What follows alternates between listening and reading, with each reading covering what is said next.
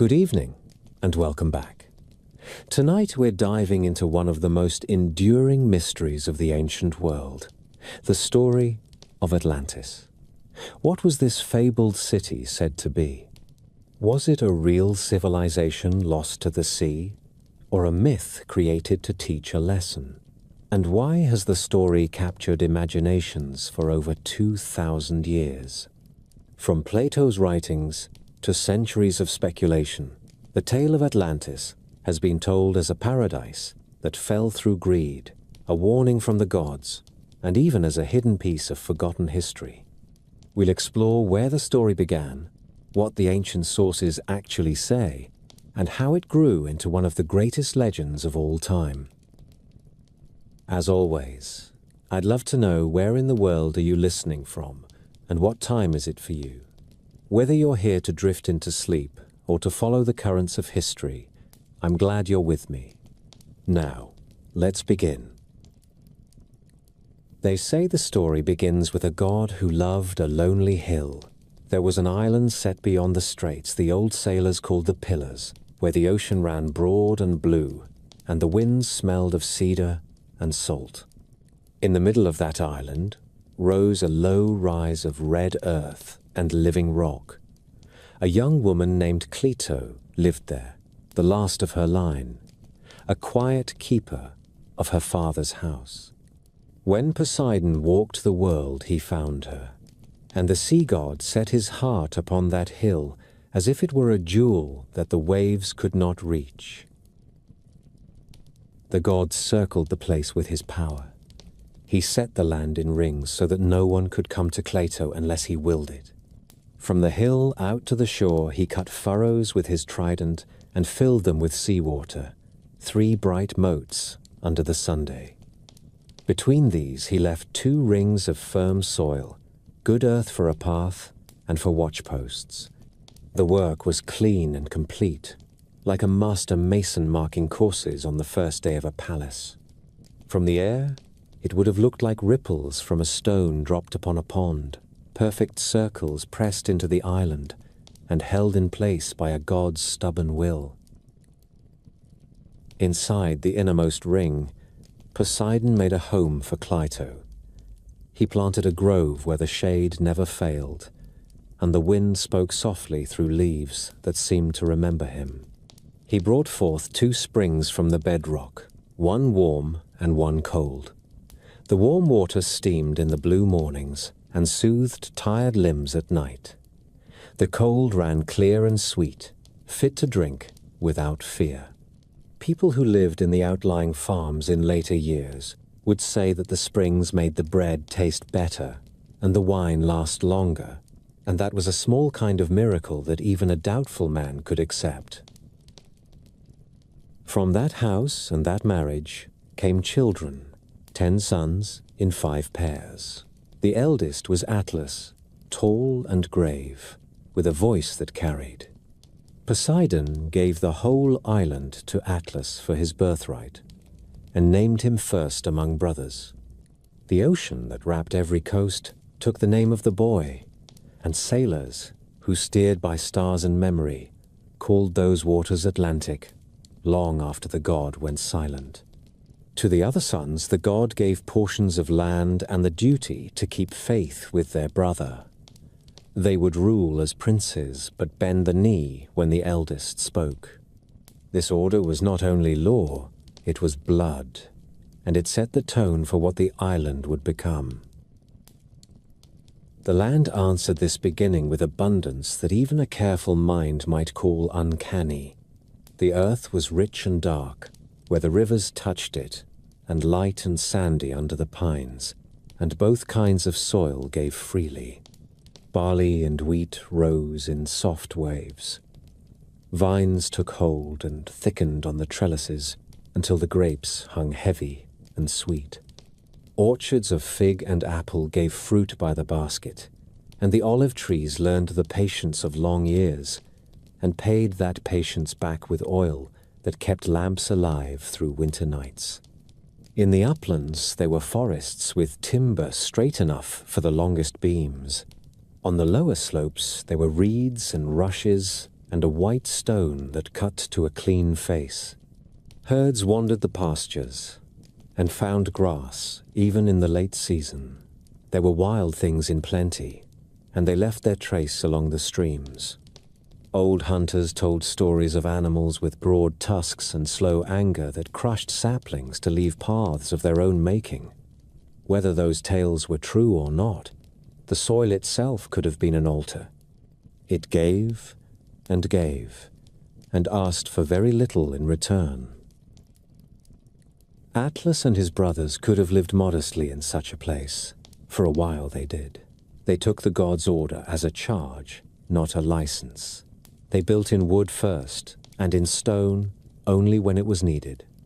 They set their dwellings near the central hill, and used the rings as the god had intended as guard and boundary, a way to measure distance, and a way to remember who had made it safe. They crossed the water in small boats with poles and paddles, and they kept to the channels where the current ran smooth. They did not raise walls of pride in those first years. They raised shrines. At the center, they kept a precinct for Poseidon, and for Cleito, who had been his first love in that place. The precinct had no gold yet, and no brazen roof, but people brought the best of what they had. A carved beam that showed the god with a fish in his hand, a bowl of lapis that caught the morning light, a ring made by a smith who had learned to coax a red metal from the dark veins that threaded the island's stone. That metal shone like a smoldering coal and kept its color in salt air. In time, men would call it orichalcum and weigh it with the reverence they gave to gold. Here at the beginning, it was a marvel and a promise. The island underfoot held wealth that was more than grain or timber. It held a future that glittered when the sun moved across the sky. Poseidon's sons did not live as kings on thrones in that first season. They lived as stewards under the eye of a father who could be gentle and terrible in the same tide. Atlas learned to sit with a map scratched on a board and a reed pen in his hand, while the others brought reports of fields and cattle and boats. The map had the hill at its heart, with the rings drawn around it. The lines were both answer and question. How do you cross them without breaking what they mean? How do you open a way for trade without opening a way for harm? The brothers spoke in turn, and Atlas heard them and decided where the next bridge would be built and where the next grove should grow untouched. In such small choices, a realm is born. Visitors came in ones and twos at first. A fisherman from a lesser island in search of new grounds, a trader with beads of amber from a northern coast, a sailor who swore that he had rounded the end of the world and come back again. They found no easy entry to the center. They were made to anchor at the outer ring and wait. The guards were courteous and answered with water from the cold spring and a heel of bread. A boy would bring a message inland and then bring a reply back, and some days the reply was no. It was a hard rule, but it kept the hill quiet, and the people learned that the center must be slow to open, or else it would be lost. For a people who loved the sea, they respected the earth most of all. They laid out fields in long rectangles where the ground allowed, and along the river flats, they dug straight channels that watered the crops by gravity alone. The father of one family would show his sons the way the water fell from one measure to the next, and the sons would learn to keep the silt clear and the banks strong. This was not the work of a gilded court. It was the work that fills the day and gives a full table at night. And yet there was a quiet grandeur in it. When the harvest came, the people gathered in the precinct and poured grain from the first sacks onto the temple floor, and the sound was like rain on a roof. Every year the sea reminded them who they were. There were months when the swells came high and dark, and the harbors on the outer ring were no shield at all. The fishermen pulled their boats up beyond the reach of spray, and the families stayed inland and listened to the roar. When the storm passed, the sky would clear, and the island would look washed and new. The rings would still be there, calm and bright, and the springs would still be flowing, one warm and one cold. The people would walk to the precinct barefoot on the wet ground and thank the god because they were still on his island and he had not withdrawn his gift. So the beginnings of Atlantis were not riotous or wild. They were careful and deliberate. A god made a safe circle around a hill. A woman kept a home at its heart. 10 sons learned to love a place more than they loved glory. A small city grew up shore by shore around the calm center. In that calm, the future gathered its strength. Atlas came into his crown as a man steps into a room already full of light. The ground had been prepared by a god and by steady hands. What he did was to keep that light from burning the house. His first acts were not grand gestures. He set laws and he set a rhythm. He called his brothers to the central hill and told them what they already knew. Each would govern his portion. Each would owe tribute and loyalty to the High King. They would meet to judge one another, not to flatter. They would bring their quarrels to the temple and leave with their pride trimmed and their duty made plain. In such beginnings, the island took its measure. The city and the rings began to grow in a way that pleased both masons and sailors. The water passages were not a mere show of divine power. Atlas had bridges laid across the narrowest spans so that carts and cattle could pass from one belt of land to the next without a long detour. He ordered a broad canal cut from the outermost ring to the open sea so that a ship with a high prow could come in on a flood tide and find calm water behind the walls. The channel ran straight as an arrow and was kept deep with crews who knew how to read the mud. On the inner rings he placed drawbridges that could be raised in a moment when trouble came. The harbor became a kind of lung for the city. Ships breathed in and out, and the life of the place moved with them. Stone soon gave the city its face. The quarries yielded 3 colors that pleased the eye. The builders set white stone where sunlight would strike. They set red stone in bands along arches and lintels. They set black stone deep in foundations and along the waterline where spray and salt would test it. The walls of the 3 great circuits were faced with metal. The far walls shone with bronze that took a good polish. The next gleamed with pale tin. The inner wall caught the sun like live embers because the masons had clad it in orichalcum. Men did not agree on what orichalcum truly was. Some called it a metal in its own right. Others said it was a master's alloy that married different ores. On Atlantis, no one argued. They had it, and it held its color in sea air, and it made a wall look like the horizon at dusk. Within the innermost ring, the kings raised a temple to Poseidon and to Cleito. It stood large enough to make a man feel small, but not so large as to lose the sense of a shrine. The columns were sheathed with plates of the red metal. The roof took on a pale glow at sunrise because sheets of pale metal lay under the tiles. The floor was paved with white stone veined with blue like old ice. In the cellar stood the god. The statue showed Poseidon with his trident in one hand and a chariot at his back. The horses were in mid-step, and the sea seemed to move with them. Around the feet of the god ran a frieze that told the story of the 10 brothers taking their lands. Cleito was set beside him, with a hand lifted in blessing.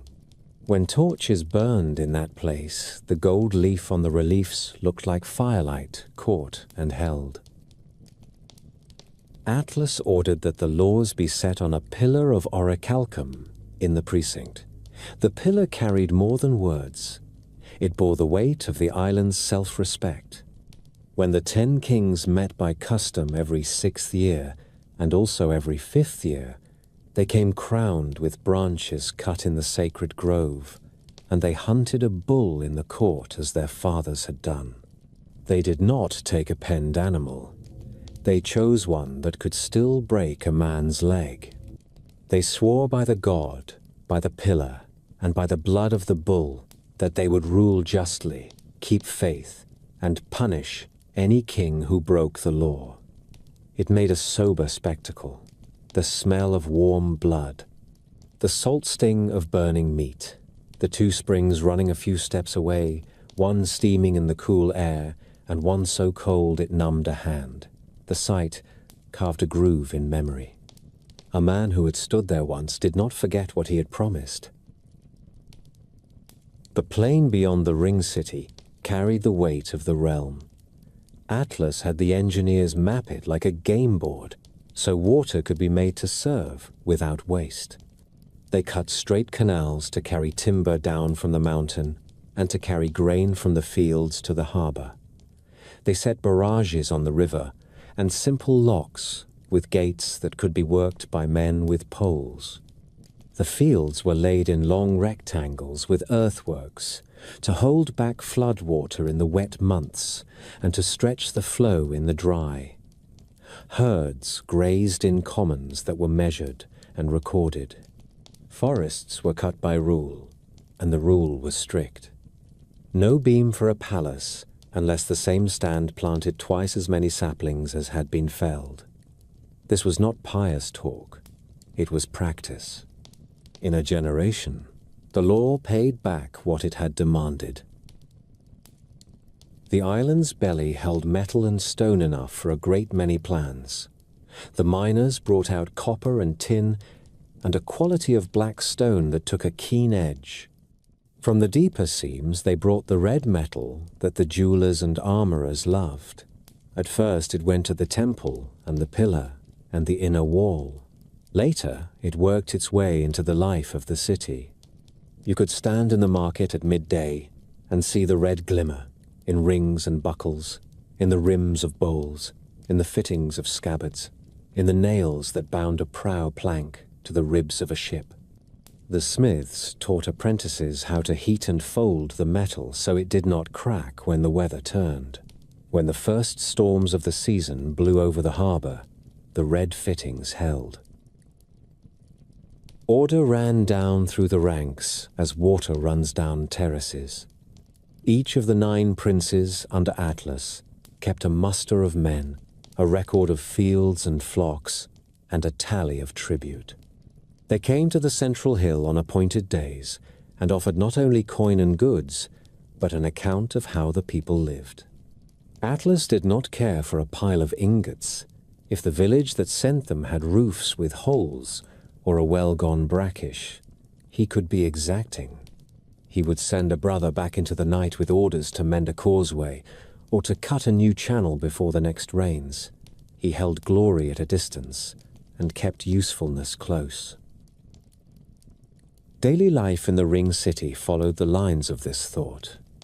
The builders laid out stows and markets where a man could trade for grain and fish and good salt without being jostled by wagons. They set the smiths in one quarter where the air already tasted of charcoal so that the rest of the city would not choke. They put the tanners downwind and kept the potters near the clay pits. The schools were set on higher ground where the breezes kept the heat from settling.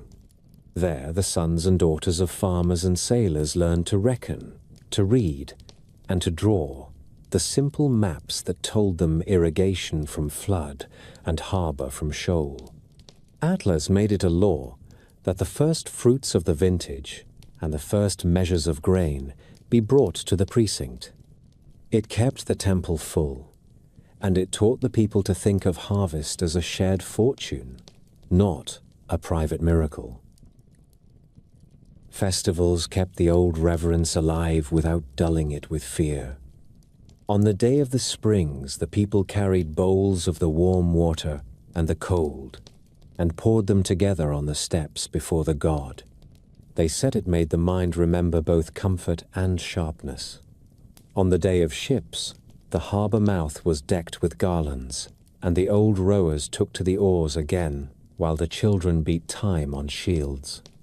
On the day of laws, the pillar was washed and polished until you could see your face in it. The kings read out the oldest lines, so that the words would bite again. Men who had forgotten the weight of them found their hands tightening at their sides. Warfare did not preoccupy this early court, but readiness was woven into the grain of the city. The broad ring of water nearest the outer wall served as a race course for horses and for the training of chariots. There, a team could learn to take a curve without breaking a wheel or a neck. On the flat plain beyond, companies drilled with spear and shield. The harbour held ships under roofed sheds carved into the stone so planks would not rot and sails would not mildew. The masters kept lists of oars and rigging. They knew how long it would take to fit out a squadron. They knew which crews were short and which boats took water at the seams. No one mistook this quiet preparation for weakness.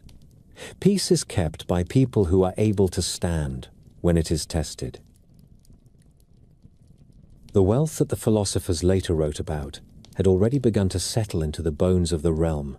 Warehouses filled along the outer ring. Granaries held a portion of every harvest against lean years. The coiners worked plain designs with the head of Poseidon or the sign of the pillar. Tribute from the provinces began to arrive as well, for the island was already reaching across the water to nearby shores with trade and with settlements that kept faith with the center. Amber and tin came from the far coasts. Fine linen and incense came from the warm lands nearer the sunrise. The island gave timber, crafted goods, good metal, and a shore harbor in return. A balance was kept and measured. Above all, a certain temper of mind held. The kings still wore simple wool at the judging, as a reminder of their place. Atlas kept his house in the inner ring large enough for work and guests, but not so large as to make a man forget that a temple stood a few hundred paces away. When a foreign prince sent a gift too rich by far, the High King would pass a portion of it to the precinct or to the shipyards. Priests kept their bellies thin and their eyes clear.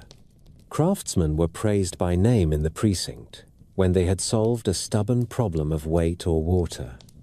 Farmers who had brought a new terrace into service were called forward at the same ceremony. People learned what the realm admired, and they shaped their lives to match it. There were omens and small wonders that folk remembered in the telling. On the longest day of 1 year, the warm spring ran a little hotter at noon, and the cold spring ran a little colder at dusk. The old women said the god had spoken in his own quiet way. The same summer, a school of large fish moved into the ring water and stayed for 3 days. Children leaned over the parapets to watch their slow circuit. The soldiers laughed and said even the fish understood the idea of a wall. The harvest that followed was strong. Men nodded and gave thanks, and did not try to prove anything with it. Years like these make a people think they are doing something right. Perhaps they were. The island under Atlas held to a straight course. Laws had a bite. Engineers had respect. Priests remembered that they were servants. Wealth moved where it was needed. The temple shone but did not blind. When visitors asked how such order could be kept, the old men pointed to the pillar and to the rings of water and stone, and said that it was best to remember your center and to keep the paths to it guarded and clear. The ring city did not grow by accident. It grew the way a careful mason lays course upon course and never forgets the line. The sea had already drawn the first circles. Atlas and his builders taught stone and timber to repeat that shape until the rings felt like the ribs of a living thing. At the outer approaches, a broad canal cut through the littoral sand and met the ocean. It was straight and deep and marked by stone beacons, so that even in fog, a pilot who kept his nerve could feel his way inward. The mouth was wide enough for two merchantmen to pass without scraping their oars. Tide and current did the heavy lifting. Crews with poles and ropes did the rest. The canal ran to the first ring of water, where quays and landing steps turned the rim into a necklace of docks. Sailors learned to love that harbor. The swell that frightened men on the open water was gentled by the rings, and a boat could ride easy while the city moved around it.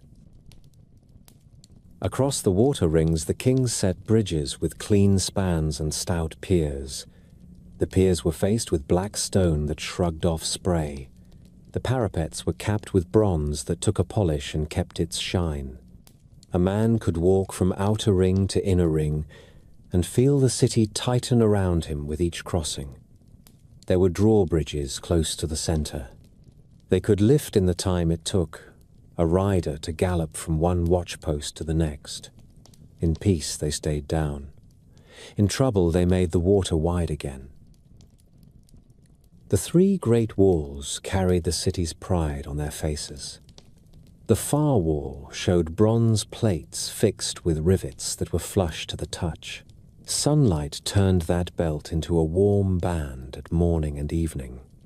The next wall wore tin that looked pale at noon and took on the color of the sky at dusk. The inner wall had the red metal that travelers remembered when they told their hosts at home what they had seen. The plates were set over good stone and bound with clamps of copper. The joints were so fine you could not fit a knife's tip between them. Guards walked the tops where tiles kept the rain off the patrol. Below, stairs cut into the thickness of the wall led to doors that opened onto the bridges and onto the quays. You could move men faster along those stairs than a trumpet could carry a note. Stone from the island gave the builders three voices to work with. White blocks came from a quarry near the river bend. Red stone came from the low hill north of the precinct. Black stone came from a seam that ran down to the shore. The masons set them so that courts and porticos carried bands of color that were handsome but never loud.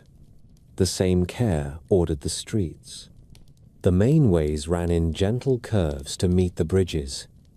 Cross streets cut them at right angles on the land rings. Drains ran beneath with enough fall to carry storm water out to the sea. When rain came hard, the water left the streets quickly and did not linger to rot timber or sour the market air. The inner ring carried the heart of the realm. The precinct to Poseidon and Cleito stood there in measured grandeur. Ivory and gold gleamed in the darkness within. The statue of the sea god rose above a basin that caught the light of oil lamps. He held the trident and drove a chariot, whose horses seemed to be rising through waves. Around the base, metal workers had set a band of red plates that did not dull, no matter how many lamps smoked before them. The roof timbers were cedar that the carpenters had seasoned for years. The columns carried carvings of dolphins and bulls and grains and vines. The floor stones were laid in a pattern that drew a visitor forward step by careful step until he stood beneath the god with his head bowed without knowing when he had lowered it. Near the precinct, the palace quarter gathered around courtyards open to the Sunday-long halls, for judgment and feast were set with colonnades. Rooms for council opened one into another so that the business of a day could flow without confusion.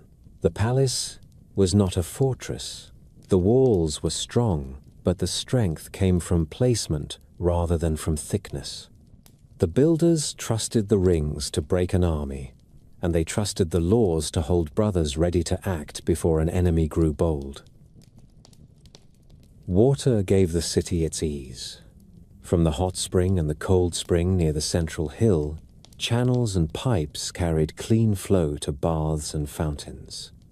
The warm water found the bath precincts where laborers ended their day and officers eased bruised legs after training. The cold water fed public fountains and cisterns that never ran dry. In summer, the fountains drew children and the old. In winter, the baths sent steam into the street and softened the bite of wind. The stewards kept tablets that named every valve and every sluice. When a line needed clearing, a team arrived with brushes and poles before a householder had finished his complaint. Ship sheds were carved into the outer ring's inner face where the stone allowed it. Under those roofs, a trireme could rest without rot and wait for its next season. Hinged doors opened to the water and closed against salt spray. Rope makers worked in a long lane that had been measured for that purpose. Sail makers had a court wide enough to spread canvas flat. Carpenters kept a tally of seasoned planks against the day when a keel split or a rib failed under strain. The Navy was a daily labor and not a parade. A visitor could see that in the hands of the men and in the lists cut into the wood of the sheds. The ring nearest the outer wall held the markets. Fish came there on wet tables that sloped toward drains. Grain in sacks reached the same quarter by barge down the field canals. Potters stacked jars taller than a man. Smiths sold nails by weight and knives by feel. Jewelers showed ornaments of the red metal and told buyers how the color would hold bright even at sea. The stalls had awnings to blunt the Sunday. The ground was swept by boys who were paid in bread and a cup of watered wine. Thieves found no welcome. The watch kept order with a firm patience that made violence a last resort. Horses had their place as well. The broad ring of water closest to the wall served in part as a course. A team and a chariot could run around it and learn how to take turns without skidding a wheel. Stables stood where the wind kept flies down. Grooms kept a book of feed and gait and harness. Inspections were held at set times. Men who passed the exam wore a badge with the king's mark and were permitted to race before the pillar during the festivals. The plain outside the rings answered the same order. Canals crossed it like a net, so that any field lay within reach of water and of transport. Barges brought timber from the mountains and sheaves from the farms. The banks were planted with willow to hold the earth. Locks were simple but serviceable. A pair of gates, a spillway, and a chain dropped across when repairs were needed. The road that ran beside the main canal stood on a raised bed that stayed dry in the wet season. It was tamped hard and edged with stone where carts would have cut ruts. Travelers could move with speed that surprised those who had only known river mud and mountain track. The city did not forget watchfulness as it grew beautiful. The chiefs of the guard walked the walls and counted the lamps at each post. The fire watch in the palace quarter kept buckets and hooks ready and staged practice in the off hours when the cooks were idle.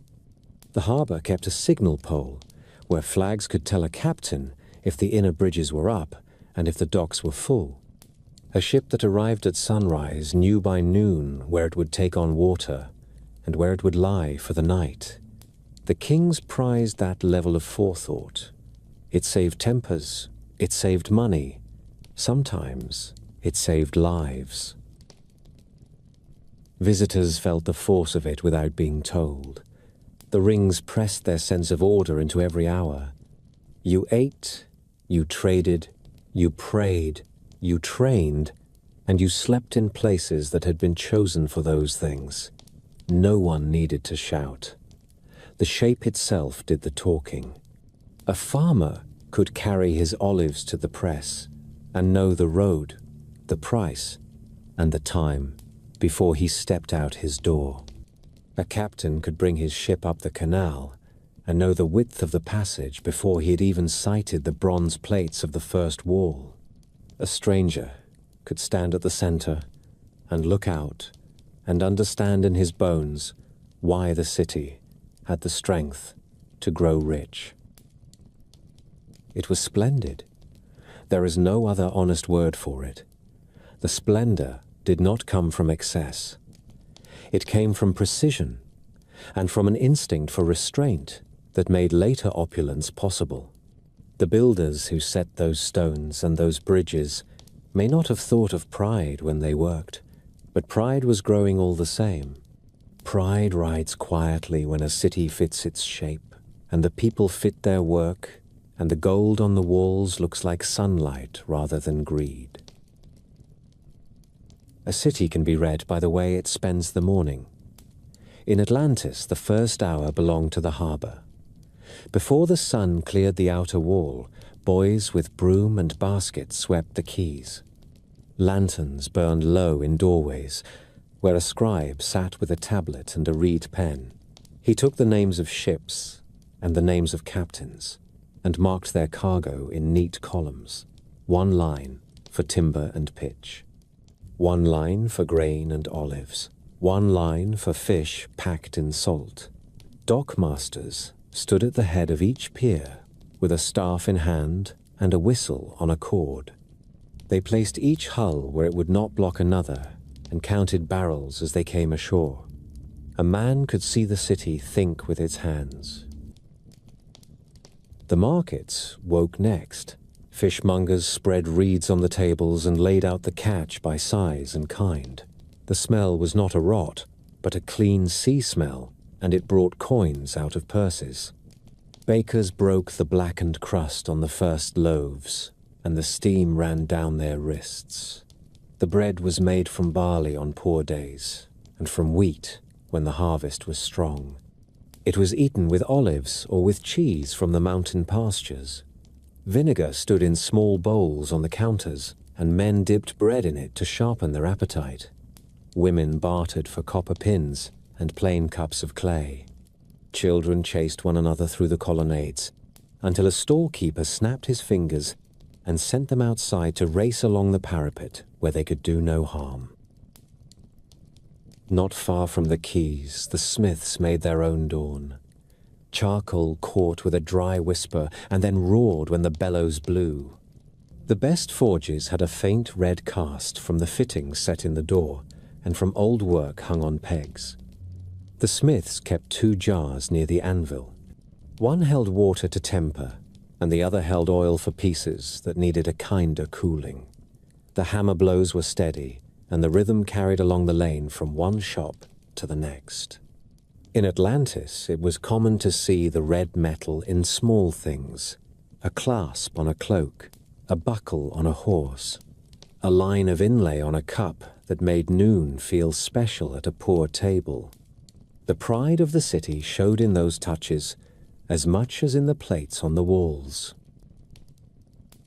The streets were built to move grain as much as people. Carts used the outer rings until they reached the quays that stood like notches on a wheel. From the countryside, barges came along the canals with their loads covered in woven mats. A foreman walked the bank and kept the rope taut, while the mule leaned into the collar. The bargeman had a pole to test the depth, and a rake to clear weed at the bends. In dry months, the locks gave a little water here, and took a little there to keep the flow even. The canal wards were proud of the way they could send timber from the hills straight to the ship sheds without once rolling a log on the road. Law was not a word in a speaker's mouth. It was a set of steps a person took through his day. The courts stood in long halls on the inner ring, shaded by colonnades. A citizen could walk in and tell his grievance to a clerk who would mark the names and the charge. The judges were chosen by the kings, but owed their honor to the pillar, not to a purse. The usual penalty was a fine, or a number of days of work on a public project. A repeat offense brought a heavier hand, and sometimes an exile that bit deep. Men feared exile more than the whip. A man who was put outside the rings lost not only his house, but the rhythm that made sense of work and prayer. That fear kept the peace better than any blade. The kings met by rule. Every 6th year, and again every 5th year, they walked to the temple with green crowns on their brows and robes that were free of ornament. They hunted a bull within the precinct. It was not a cruel spectacle. It was a test that marked the passage from oath to action. They swore over the blood on the stones that they would keep the laws as written on the red pillar. They pledged to judge their brothers if need demanded it. A king who failed the law could be stripped of his honors and of a portion of his land. The story says it happened more than once. The island learned early that there is no quicker way to rot than to excuse the powerful. The days were not all work and rule. The calendar held its own shape. On the day of ships, painted banners hung from the outer wall, and a procession of crews walked through the city with oars held upright on their shoulders. On the day of the springs, the people brought jars from both fountains to the steps of the temple and poured them together so that steam rose in the morning light. On the day of the games, the broad ring of water near the wall became a track. Chariots ran in pairs on the path beside it, and teams changed places like birds turning in the sky. Wrestlers fought on packed earth with oil on their shoulders. Runners went around the rings until the crowd shouted the winner forward to touch the pillar with his hand.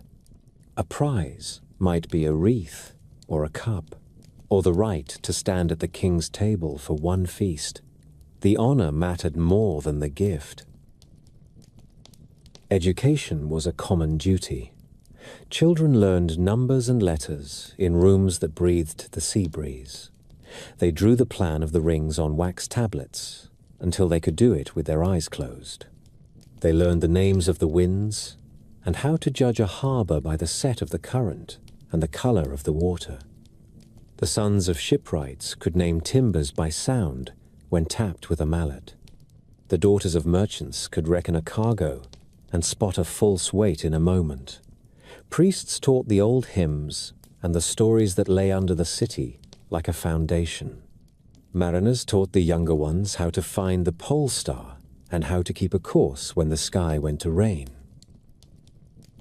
The house was the kernel of the city. Most homes were built around a small court with a cistern. The floor was packed clay in poor rooms and stone in rooms where an older hand had worked. A household might hold 3 generations. There was a loom in a cool corner, and a mortar set near the door, where a wife or a daughter would grind grain while the morning was fresh. A shelf held cups and a lamp, and a small figure of Poseidon or of a household spirit. When a child was born, the father would set a dish of honey by the tiny altar and ask for a steady breath and a strong back in the years to come. When someone died, the family washed the body with water from the cold spring and watched through the night, telling stories that had teeth and laughter both. Food was simple and good. Fish and barley bread made the daily meal. On a better day, there was goat or kid stewed with onions and herbs. On the days after a festival, there might be beef in pieces handed out from the precinct, for the sacrifice fed the people as well as the god. Oil and figs sweetened life. Wine watered for common use and strong for rites. Salt from the pans beyond the fields. Honey from the hives kept under thyme and sage on the sunny slopes. A visitor who stayed a week would come to believe that the island itself had learned how to feed a table with nothing wasted.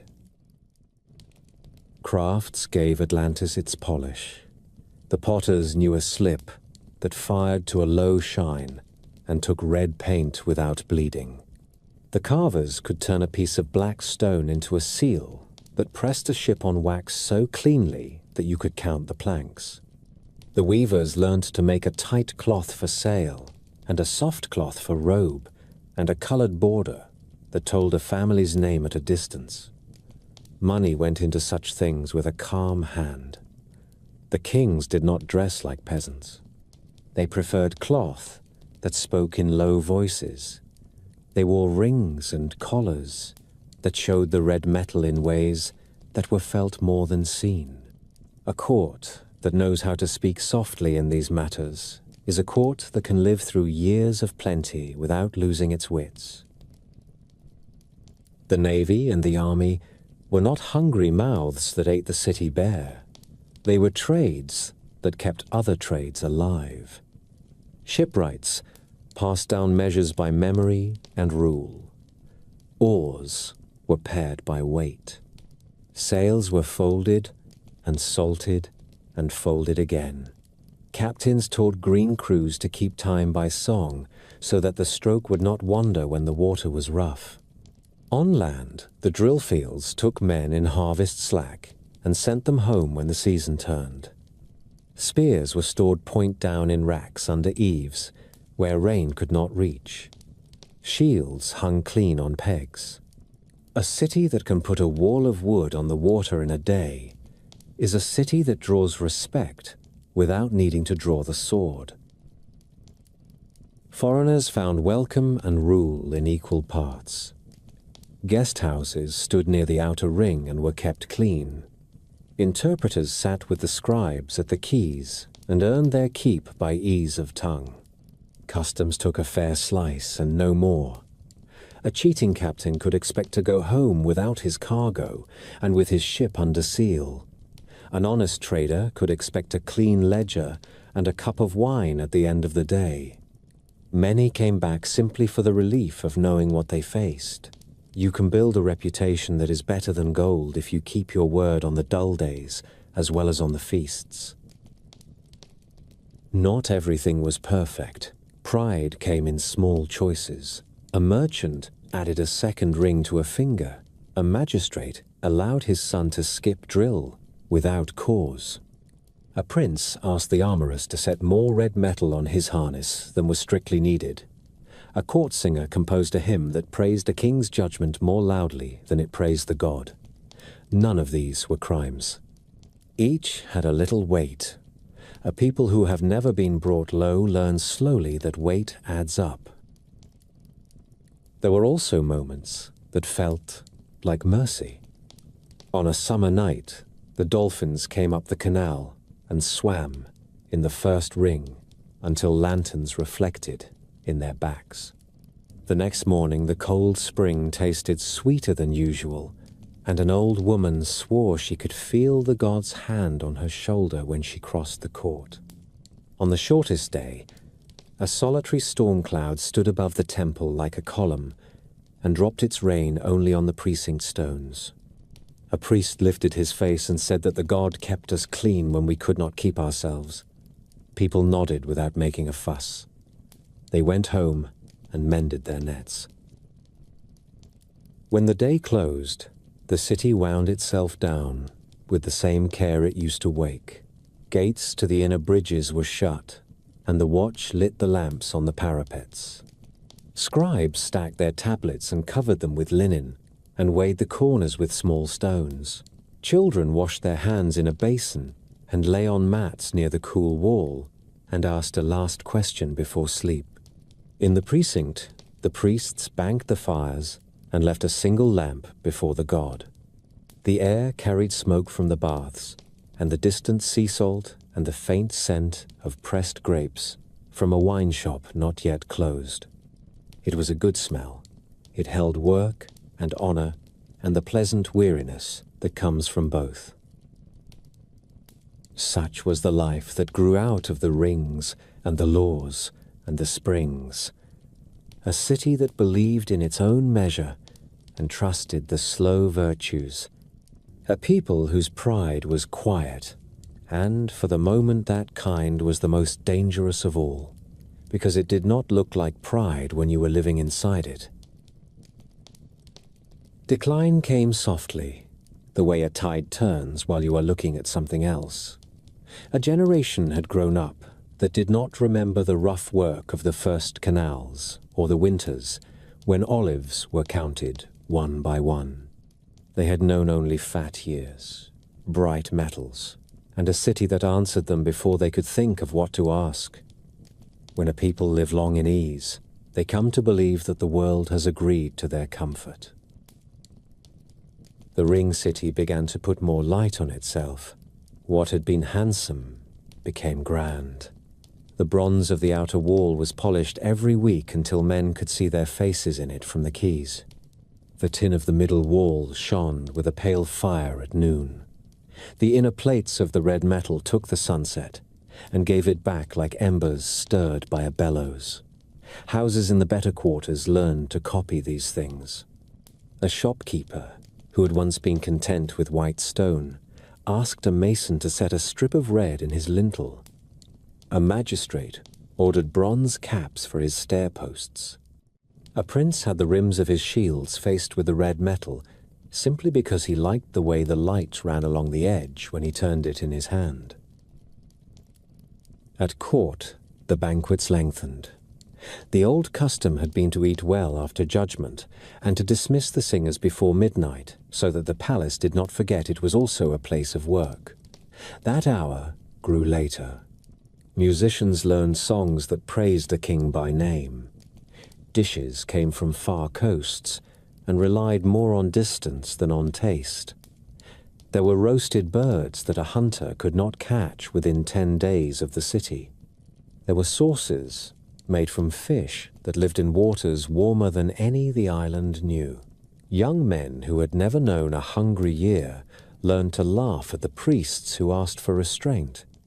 They called restraint a virtue for poor tables. The hunt changed too. The kings still took the bull in the precinct when they swore by the pillar, but fewer bulls came from the wild.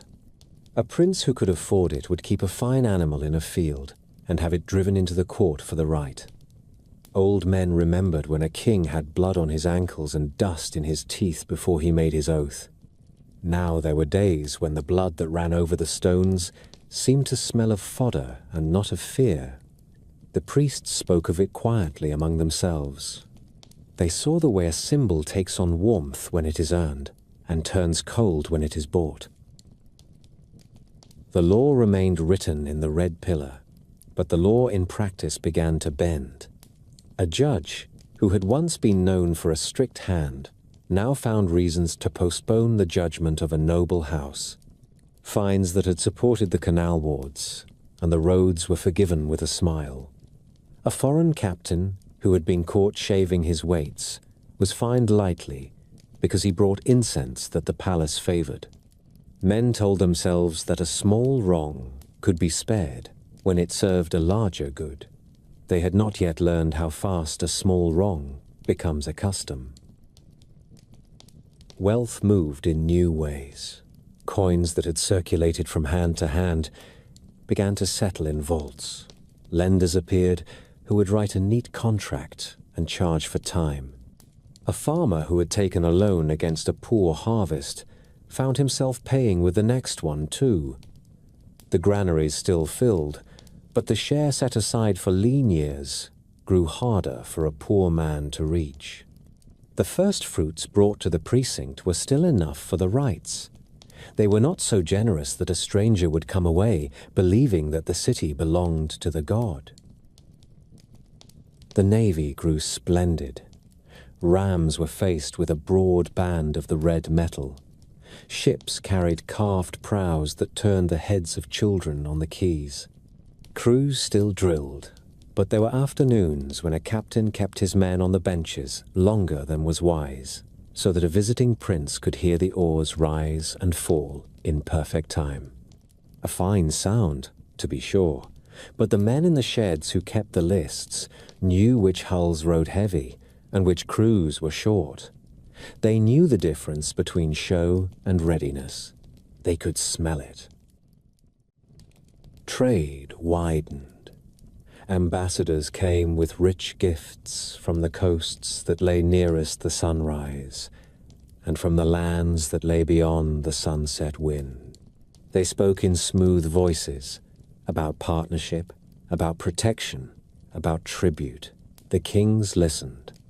The maps in the war room took on more marks. Where the lines had once named harbors and safe water, they began to name garrisons and ports of call, where a ship of Atlantis would expect a portion of the market for the favor of its presence. A proud city tells itself that such favors are the same as friendship. The men who collect the coin know better. It is hard to tell a proud people that something is wrong when everything still looks right. The fields were green, the harbor was full, the walls gleamed, the festivals went on. The king still wore plain wool when they came to swear. The pillar was still red and hard and took the breath from a man who came near it. Yet there were other signs that the old patience was thinning. A judge snapped at a clerk for bringing a case from the river wards that should have been settled with a coin and a handshake. A captain struck a sailor across the mouth for singing the rowing song a beat too fast. A prince frowned when a priest asked him to sit without his ring at the council table. Little things, and the city was full of little things. The story that later philosophers wrote is clean in its telling. They say that the godly portion in the blood of the kings grew thin and the human portion swelled. The Atlanteans loved honor less and wealth more. They forgot the law of their father and valued the ring walls for their beauty rather than for the duty those walls set. On the island itself, the change would not have been so clear. It would have felt like tiredness after a long day, a softness in the hand that once held firm, a desire to be praised before the work was done. Ambition sharpened in quiet rooms. There were councils that met at odd hours without the full company and made plans that were presented later as settled fact. Out on the plain, new roads appeared with a speed that did not match their necessity. Garrisons were raised where the threat was faint. Taxes were set in the provinces with a heavier touch. A few island families came to own 2 houses and 3 warehouses when one had served their fathers well enough. A few country houses began to look like little courts, with a private bath and a private singer, and a table that drew more guests than a village feast. There were warnings in the earth as well, though a man could forgive himself for not heeding them. The island shivered in a way that made doors creak and lamps tremble. The tremors were small and did no harm. Children laughed and clapped when the cups danced on the table. Men remembered that the ground has a sleeping strength and told themselves that a stirring now and then meant only that it was sound. The sea ran higher in one winter and chewed a little more at the dunes beyond the fields. The canal wards set more willow in the banks and told the kings that a few more hands in the wet season would keep the water in its place. The kings nodded and marked a note for later. In such a season, the city had 2 minds. One mind stood in the precinct and remembered the god who had given the springs and the rings and the laws. The other mind stood in the war room and looked past the pillars toward lands where the maps had been left pale for lack of time. Both minds called themselves loyal. Both spoke of duty. Each began to forget that duty can pull a man in 2. Whatever the reason, the ease of the early years was gone. The city still had splendor. It had added pride. Pride by itself is not a sin, the old teachers said. It becomes one when it no longer remembers what it is proud of. A people can forget faster than any single man. Their memory is housed in customs and ceremonies and in the way a thing is done, year after year. change the way quietly enough, and the memory goes with it. So the shadows lengthened, while the streets were still bright. The warnings stood in plain sight, and yet were hard to hear, because the markets were noisy and the wine was good, and the singers had learned a new song about the way the inner wall burns red at sunset. There were men and women who felt the unease but could not give it a name. They were like sailors who smell the weather but cannot yet point to a cloud. You could walk the bridges and look down at the ring water and see the reflection of the temple as steady as ever. You could stand there and imagine that the surface shows everything that matters. It seldom does. The change from patience to hunger began with a map. In the palace council room, the long table was cleared, and a board was brought in that showed the known sea from the pillars out to the sunrise lands. Harbors were marked in ink. Currents were marked with thin lines that curved like vines. Along the margins, scribes added notes that a captain would understand at a glance. Where to find fresh water, where the wind veered in late summer, where a reef waited to open a careless hull. The kings had always kept such charts. Now the marks began to drift inland. Names of towns appeared beyond the beaches. Grain tallies, herd counts, the number of men of spear age that a village could send if called. It was a quiet way of saying that the sea no longer satisfied the island's reach. Councils met more often, and at later hours. The talk had the feel of a tide that is turning. Governors from the provinces sent word of quarrels on the far coasts. A prince spoke of a harbor that had refused to pay the old fees and had sent envoys to a rival city instead. A sea captain told of raids on a friendly shore by men who wore their hair in a different fashion and carried shields with a crooked cross. Each report was small by itself. Together, they drew a picture of a world that was not going to sit still while Atlantis grew rich. The answer that gathered in the room was to make the world sit still. Orders went out that had the taste of readiness in them. The ship sheds were told to bring every trireme to sound wood before the end of spring. New keels were laid in the outer ring where a path of rollers ran from the fitting yard to the water. The oarmasters walked the sheds with scales in hand and paired the oars by weight so that a crew would not fight its own stroke. Rope walks worked day and night to twist new rigging. Quartermasters checked the bronze nails in the bins and the spare rudders stacked along the walls. On the drill fields, the companies lengthened their practice. Men learned to ground spear and lift shield and move as a wall under a rain of stones. Officers grew hard in voice and eye. The city had always trained. Now it trained as if it expected to be judged. Diplomacy sharpened into something colder. Where a friendly harbor had once received a gift of oil and advice about pilots, the same harbor now received a visitor who spoke of protection and tribute in the same breath. A treaty that had been made on a festival day was brought out and read in a new tone. Lines that had been overlooked were given weight. A clause that named a price for shelter became a lever that named the shelter a garrison. When a coastal town balked, a squadron appeared beyond the outer bar and lay at anchor until the elders sent for the scribe and the seal. The phrase the governors used was order on the western road. In the markets, men said that the island had learned to hold a purse in one hand and a spear in the other. Money followed the spear. Tallies were kept of timber, pitch, and grain far from the central hill. A chain of storehouses appeared along the routes that mattered. Sailors could count on fresh water and new rigging at certain points, and could name the man who held the keys. Inlands, way stations were set, where a courier could change horses and keep riding until night had turned twice.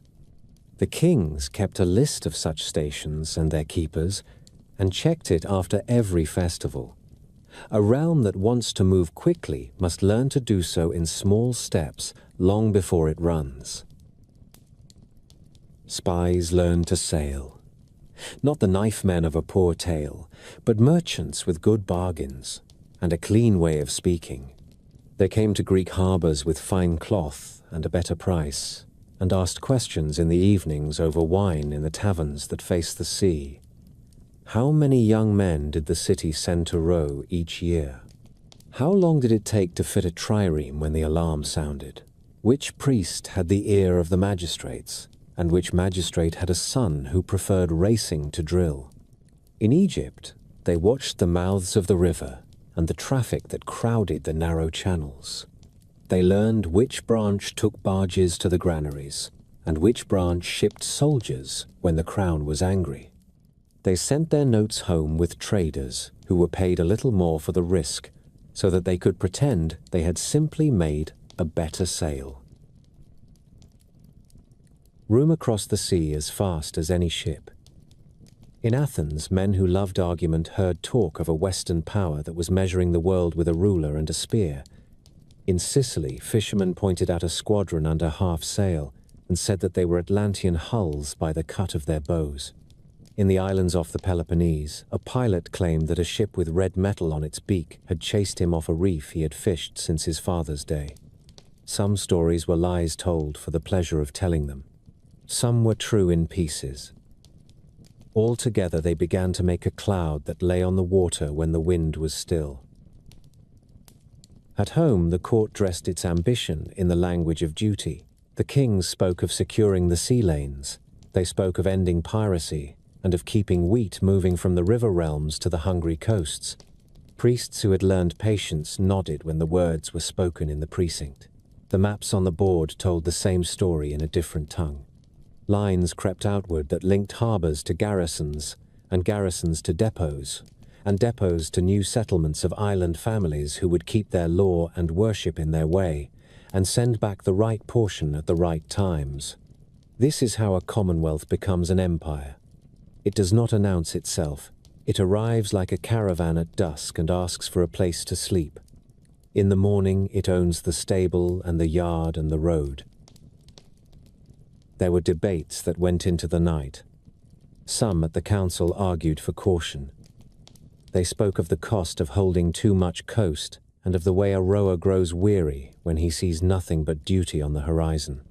They reminded the kings that the old laws had been made to keep a city whole, not to make it large. Others spoke of the glory of a single law and a single peace. They said that the god had planted the springs to water more than a small island. The council that leaves the room at dawn seldom remembers the objections of the few who asked for a slower hand. It remembers the phrases that held hope. The army began to change its shoes.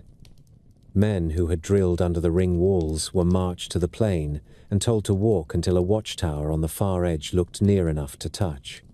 Engineers measured the day's march and marked on their tablets where a force could expect water and where it would be wise to rest. Stores of grain and salt meat were sealed in bins at set distances from the harbor. Teams of carpenters with broad axes were assigned to each cohort so that a palisade could rise before the second hour after sunset. Masons were sent ahead to shore up old walls on hills that overlooked the roads. The city was teaching itself to live away from the sound of its own fountains. Ships learned new habits as well.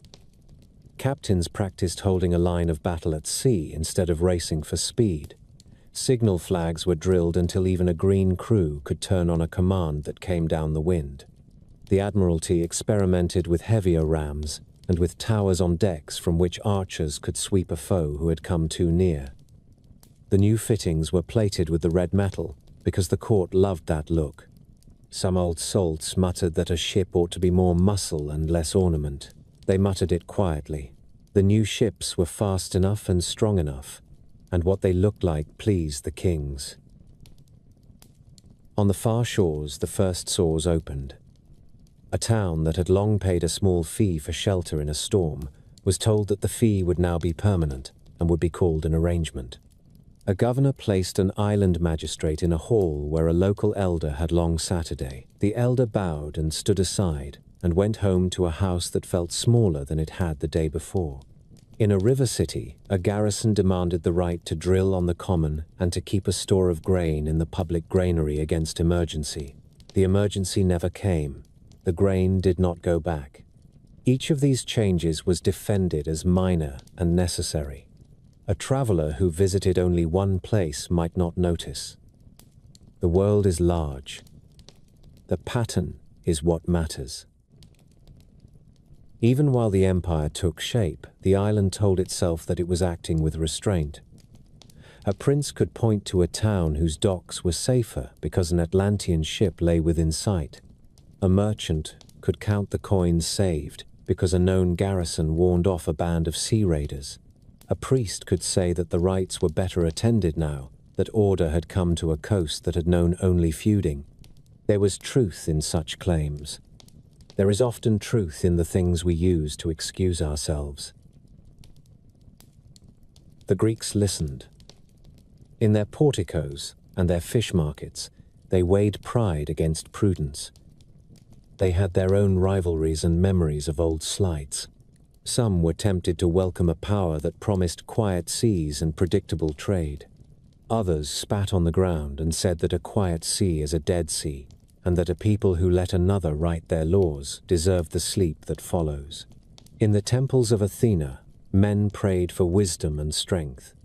In the wrestling courts, boys watched the western horizon as if muscle and breath could give them news. A rumor needs an enemy if it is to grow teeth. Atlantis was giving rumor an enemy that had a name and a face and a fleet. The island did not hide what it was doing. It could not. Ships and soldiers make noise. Drums of pitch roll loud on boards. New walls show their fresh-cut stone even to a stranger. What Atlantis did instead was to believe that the scale of its power would make its purpose seem natural. The city had lived long with a sense of measure. Now that same sense of measure told it that more was the proper size for a realm that had outgrown its first limits. It is easy to mistake appetite for destiny when every plan you make comes together on time. The old teachers would have called this the hour before the storm. The streets were still bright. The pillar still shone in the lamplight. The springs still ran warm and cold. Beyond the rings, the lines on the council board had reached as far as the kings dared to trace them without starting a war. The last step was one they thought they could make with a steady foot and a steady hand. They forgot that the sea lives for moments when a steady hand is not enough. War began the way a storm begins, with a change in air that only the old fishermen feel in their bones. The council board that had shown routes and depots took on a new face. Lines once drawn for trade now carried the weight of marching orders. The admirals brought forward the tallies that they had kept in good times. How many crews were ready to row through a long day without losing the beat? How many hulls stood tight in their seams? How many spare oars lay in the racks? The quartermasters set out lists of salt, meat, grain, and pitch. The head of the rope walk named the length of new rigging he could deliver by the next moon. The figures did not sing. They spoke in a plain voice that said the island was ready to test what it had become. The summons went out to the 10 regions. Each prince sent his muster by canal and rowed to the ring city, where the sheds and the wharves could swallow men and gear without a clog. The harbor that made a man love it on a calm day became a machine that moved. Triremes slid into the light one after another with their rams newly burnished. Transport barges took on amphorae of water and sacks of meal. Marines checked shields on the quay and tied their helmets to the straps of their cuirasses so that a gust would not claim them as a joke. Slingers counted the smooth stones in leather bags and ran a thumb over each one.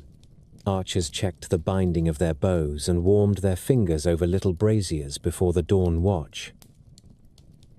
Orders were spoken by men who had drilled for this hour since they were boys. The first wave would go south and east along the familiar lanes across the western sea. The second would sweep toward the rich river country to show the flag and judge the banks. A third force would hold west of the pillars to keep jealous eyes from the heartland while the main business was done. The schedule read like a ledger. Tide in the second hour. Wind likely from the north before noon. Rest on the lee of the Long Island if the swell steepened after dusk. Sleep in watches. Keep the oars dry until called for speed. The fleet that left the outer canal in that season was the largest the island had ever put to water. Their order steadied the heart. Warships in the van moved like shepherd dogs. Transports followed in good intervals so that a sudden shift in current would not drive one hull upon another. The admirals had placed their boldest captains on the outer flank and their calmest men at the center. Signal flags climbed and dropped on masts. The water between the rings barely stirred before the last ship cleared the mouth and felt the clean lift of the open sea. They made first for the long coasts around the western desert, where the Green River cuts the brown land and spills its wealth into the sea. The island had traded there for generations. Now its captains stood off the mouths and counted the barges and the guards. They had names for the branches and could tell one from another by the color of the outflow and by the way driftwood turned at the bars. The garrisons ashore watched the new arrivals and sent riders inland to the scribes who kept their own lists. When the envoy from Atlantis went ashore, he wore a plain cloak and a firm expression. He spoke of order on the sea lanes, of a fee that would bring patrols at need, of a treaty that had long been sleeping among other papers. The local governors measured the speech against the ships they could see and made the choice that men make when they are not sure of tomorrow. They agreed to a levy and to a right of anchorage that let the island plant its first tokens on the river's lip. It was called friendship at the signing. It felt like a weight on the scale. From the river country, the first wave moved along the curve of the coast toward the islands that lie between the Sunrise Sea and the Great Gulf. There they found fishing towns and trade colonies that had long looked both ways when a taxman approached. A squadron stood off a harbor at dawn, and the sun showed red on the metal plates of the rams. On shore, the elders gathered with stiff backs and set faces. The admiral asked for pilots and stores. The elders asked what they would receive in return. The answer was the same in each place: safe water, a portion of the market, a garrison for a season only. The garrison left strong doors behind when it went. As the first wave fixed its anchor points, the second wave turned its eyes toward the Middle Sea. The charts in the island boardroom had traced old routes to the big islands and to the boot of the long peninsula. Those waters were thick, with harbors that saw more wine than law.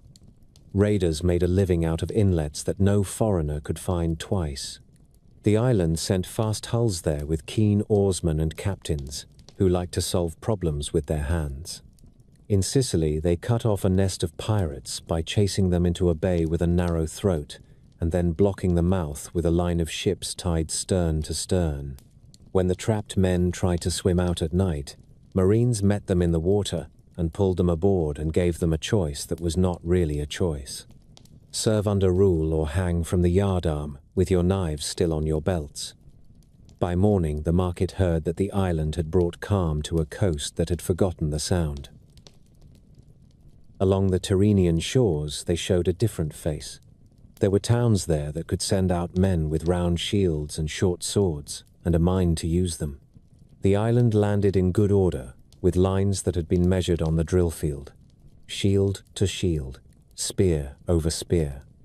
The first skirmishes gave them a taste of the local courage. No one slept easy for a few nights when word reached the captains that a hill fort had sent a cloud of javelins into the camp and killed a dozen men whose names were well known. The response was patient and cold. Engineers threw up a ditch and a wall in a single day. Slingers stood behind the ditch and gave back the stones they had been greeted with, only now they were shaped and smoothed. When the hillmen came down again, they found discipline waiting for them. Commanders walked the line afterward, and touched the shoulders of the men who had held fast at the moment when such moments break a force. Those touches were worth more than coin for the rest of the campaign. By now, the clouds of rumor had thickened in the east. The islands off the Peloponnese had always been good watchers of the horizon. They reported a rhythm in the west that did not look like trade, ships that kept formation, flags that repeated the same shapes in the same order, crews that sang in time even when the wind freshened and the seas grew short. Merchants who had argued politics over wine for years found themselves speaking softly when the name Atlantis came into the talk. Some hoped for lower tolls and quiet water. Others set aside coin to pay for spearheads and oil for the gymnasia. A city senses when it will be asked to decide what it is. The island councils had expected this attention. They meant to use it. Messengers went ahead of the second wave to the Greek coasts, with phrases polished for temple steps and council stones. They spoke of common cause against sea bandits, and of a reckoning to be made with petty tyrants who sold justice by the jar. They invited city elders to join a pact that would put an end to these brotherly quarrels. The invitation was a command in fine clothing. Those who replied with welcome saw a garrison build a fort on the hill above their harbor. Those who asked for time saw an anchorage chosen just beyond their headland, where a squadron could rest as long as it pleased. Egypt kept a watch on all this with old eyes. The scribes in the river temples could count better than most men could see. They saw grain ships pass in good order and made a neat note when the hulls were escorted by vessels that wore the red metal like a badge. They saw the levy climb by a small measure in every port that had accepted the new pact. They also saw the way a foreign patrol makes itself at home along a quay. Men who have kept a record for 30 generations do not panic. They sharpen their quills and improve their memory. Their reports to the court spoke in the same careful hand that had named plagues and floods in other centuries. A new power rides the Western Sea. It has discipline and coin. It shows friendship, and it keeps a ledger. The first true clash came when a Greek harbor refused to yield its winter customs house. The island magistrate arrived with a garrison and a contract. The local archon greeted him with full ceremony and shut the doors behind him. The admiral pulled his ships into the roadstead and showed his decks to the town. The archon sent boys to gather stones for the slingers and bade the women carry water to the walls. A quarrel that might have ended with words now had an audience and an arena. Shots were traded across the quay. A trireme tried to force the narrow mouth and took a jar of burning pitch on its deck that made the crew jump into the water while they cursed the sky. The island commanders brought up more ships and tried again as the light faded. The mouth was held. The island backed water and set a ring outside the harbor and waited for hunger to make its case. Word of the siege ran along the islands like lightning through dry grass. Some saw a lesson and sent envoys to cut a neat bargain before steel spoke. Others bristled and sent for men who could still hold a line in the dust on a summer morning. In Athens, the talk in the porticos sharpened to a point. The city had known hard choices since its first stones were laid, and it had never been shy of argument. Sailors who had spent their lives reading wind and wave spoke for caution. Younger men with fresh scars from border skirmishes urged the assembly to make a stand that would be remembered. The priests of Athena said that wisdom was not delay and courage was not rashness. The generals quietly reviewed the lists of oarsmen and the stock of seasoned timber. The city that loved reason was preparing for a test that reason alone could not meet. Through all this, the island fleet kept moving. One squadron took a line across the Gulf and touched at towns that had long paid dues to Athens. Another climbed the chain of islands toward the waters off Attica.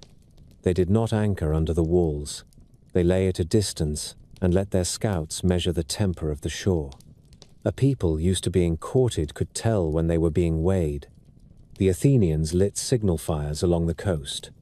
They posted runners on the roads between Piraeus and the old city so that news would not go stale while a man caught his breath. By late summer, the lines on the council board had become the wakes of real hulls. The island had pinned the western routes and settled its hand on river mouths and straits. It had scattered garrisons like seeds on hills that watched good harbors. It had drawn a circle around the lands that loved to argue about everything under the sun and asked them to debate the worth of their own freedom. That debate was about to leave the portico and take place on water and on earth, where a spear, not a sentence, is the last word. Athens met the hour with a steadiness born of habit. The assembly filled the Pnyx at first light. Men who had argued about stipends and road repairs the week before now weighed a graver balance. Messengers from the islands stood to speak of red-beaked ships riding just beyond the headlands. A pilot from a harbor under siege told how the blockade tightened each night like a rope in a rigger's hands. Priests from the Acropolis brought word that the Omphalos smoke had risen straight in a still air and that an owl had crossed the city at dawn. It was not a promise. It was a sign that the city was awake. The vote was taken with speed. The generals were given full command. The triarchs who had long kept a ship at their own cost were called to name their crews and bring their vessels into the sheds at Piraeus. The poorest men, who had no armor and no horse, came forward for the oars. Athens took pride in that. A city that sets its humblest hands in the benches keeps a deep root. The shipwrights had stored good timber through 2 winters. Their lists matched the general's needs almost line for line. Pitch was heated. Nails were counted. Sand was spread on decks so men would not slip in blood or spray. Drums were checked and spare drumheads set aside on hooks. The first business was to break the siege that had become a watchword. The harbor lay behind a bar that fooled strangers who did not know how the current ran at dusk. The Athenian captains did know. They put out with a small force as the light drained from the sky and let the tide carry them at a slant across the outer roadstead. They kept to the shadow of the headland until the last moment. Then the coxswains called for stroke, and the oars bit like teeth. The Atlantean ships near the mouth moved to block the channel. It was the clever move. It was also the expected one. The Athenians split their line and sent a third of the hulls to sound water over the shoal that only locals trusted. The lead trireme crossed the bar with a whisper of sand under her keel and came on at an angle that turned the blockade into a trap. The rest drove straight at the guard and opened a lane with their rams. Marines threw grapnels and boards. Fishers on the quay who had hidden in doorways ran to cut enemy moorings with knives that had cleaned nets since their father's day. By morning, the market heard that the strait was open again and that the jars of grain in the customs house would be counted by the city that had built it. The victory was small on the map. It was large in the mind. Free towns sent envoys to Athens that very week. Some asked for garrisons. Some offered ships. A few sent only promises. The city took what it could use and sent back 2 things that matter more than coin: a posted timetable and a pledged return. Predictable help builds courage in places where grand speeches do not reach. The island did not take the cut easily. The second wave had come in strength and had meant to camp on the mainland as a sign that the old world was finished. The chosen beach was a flat reach east of the city where a stream slid into the sea over a bed of pebbles. Behind it lay a low slope with fields gone to stubble and a shrine on a knoll. The spot was tidy and practical. It became the ground on which 2 ways of war tried to master each other. The Atlanteans landed with a discipline that no one could mistake. Ramps were set to the gunwales. Lines of Marines came down in armor that gleamed in the Sunday. Slingers took position beyond spearcast and sent their first stones in a steady patter that covered the work. Engineers carried stakes and mattocks. They set a line of breastworks before noon. Officers walked the edges and placed men with gestures that needed no words.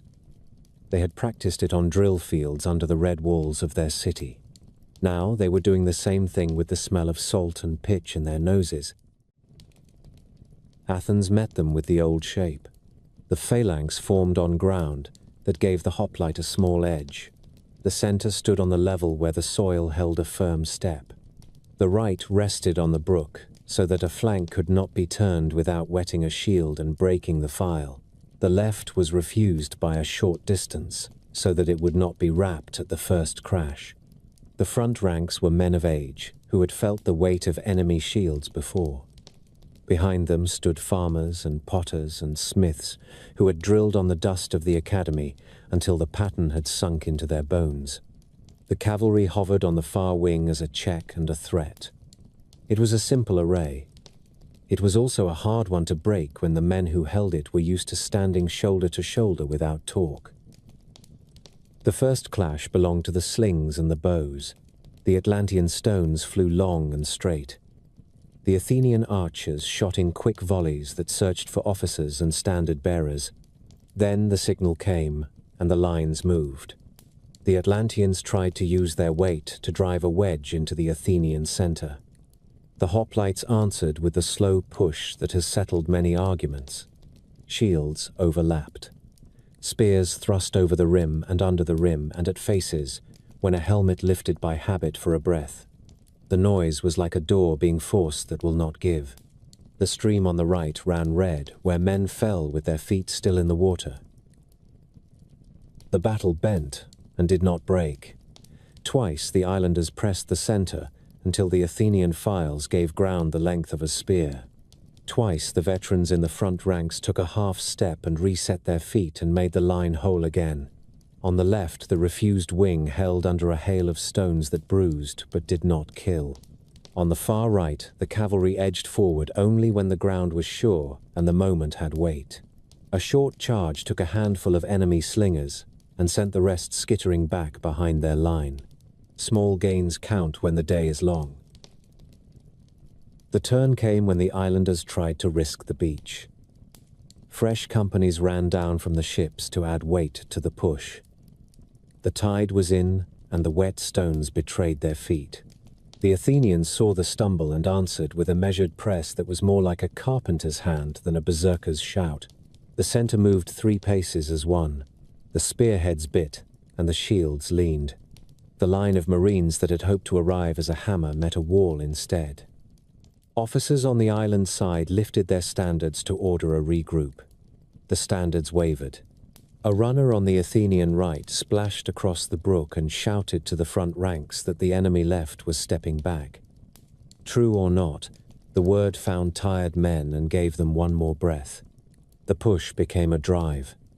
The Atlanteans yielded one pace and then another. They did not rout. They retired to their breastworks and left the field to the men who had held it. The light failed on a field covered in spent shafts and broken spearheads. Each side counted its dead. Athens raised a trophy at the shrine on the knoll with the trunks of 2 young trees lashed together and the shields of fallen foes hung on the crosspiece. It was not triumph. It was an answer.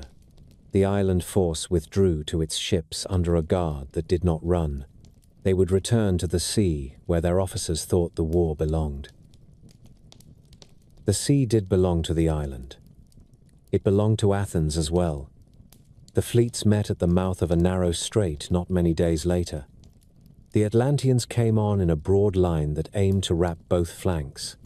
The Athenians chose the cramped water where numbers go to die, and skill is paid for at once. The signals flew from mast to mast. The Athenian captains kept their files tight and looked for the moment when a gap opened. Twice they performed the diakplus and slid a sharp beak between enemy bows and shattered oars on either side, so that a path opened where no path had been.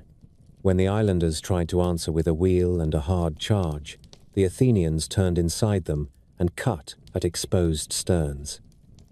The fight ran along the strait all morning. Smoke hung low. The sea carried the smell of pitch and pine and sweat. Men on the benches pulled until their hands bled. Drummers beat time with a fury that kept order inside chaos. By noon, the water was a burial ground for broken spars. The islanders had lost rams and crews they could not replace in a month. The Athenians had lost ships too. They had also learned that the enemy could be handled when a captain kept his head and did not chase a kill into bad water. When the wind freshened in the afternoon, the Athenians backed to their anchorage and formed a wall with their hulls, prows out, lines joined. The islanders weighed their chances and chose not to test that wall. They turned for open sea with the wounded in tow. The victory did not end the war. It ended an illusion. The Greeks saw that the great power from the west could be stopped by a city that refused to yield the straits and the beaches. Towns that had watched and waited now sent grain and men without being asked twice. Spartans who disliked Athenian ways sent hard veterans to hold passes where a landing party might try its luck.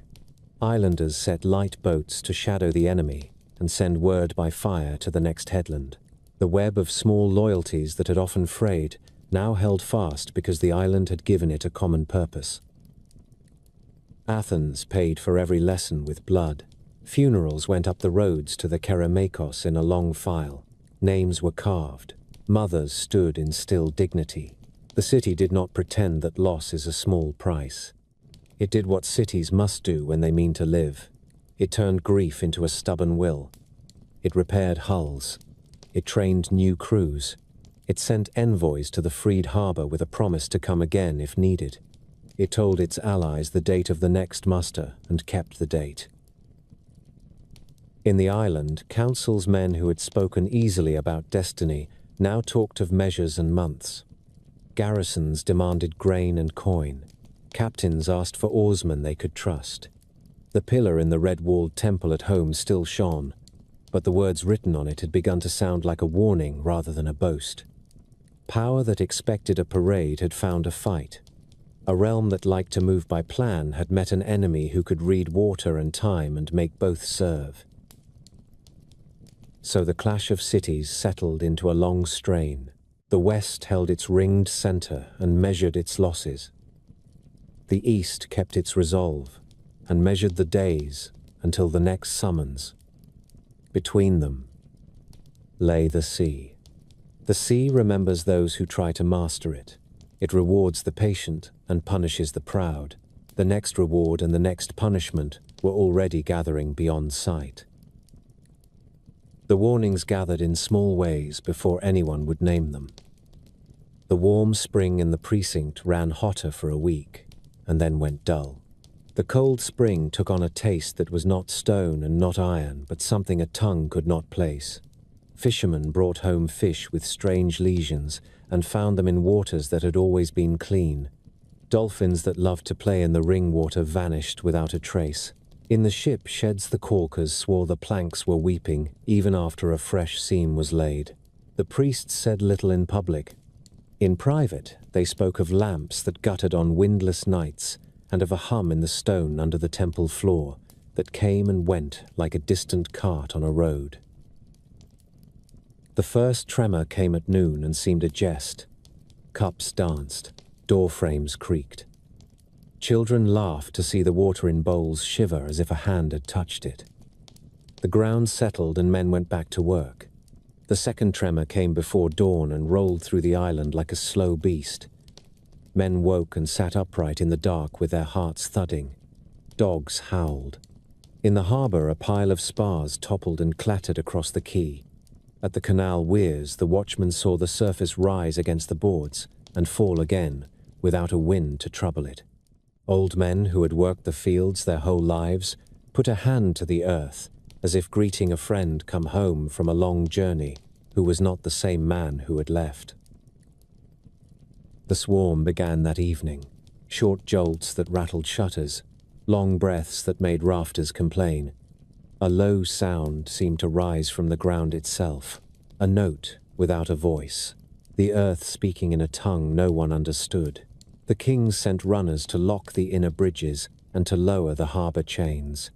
The engineers were told to drain the ring water to its safe marks so that the walls would not be pressed if a surge came. In the precinct, the priests piled oil on the altar and kept the flame high.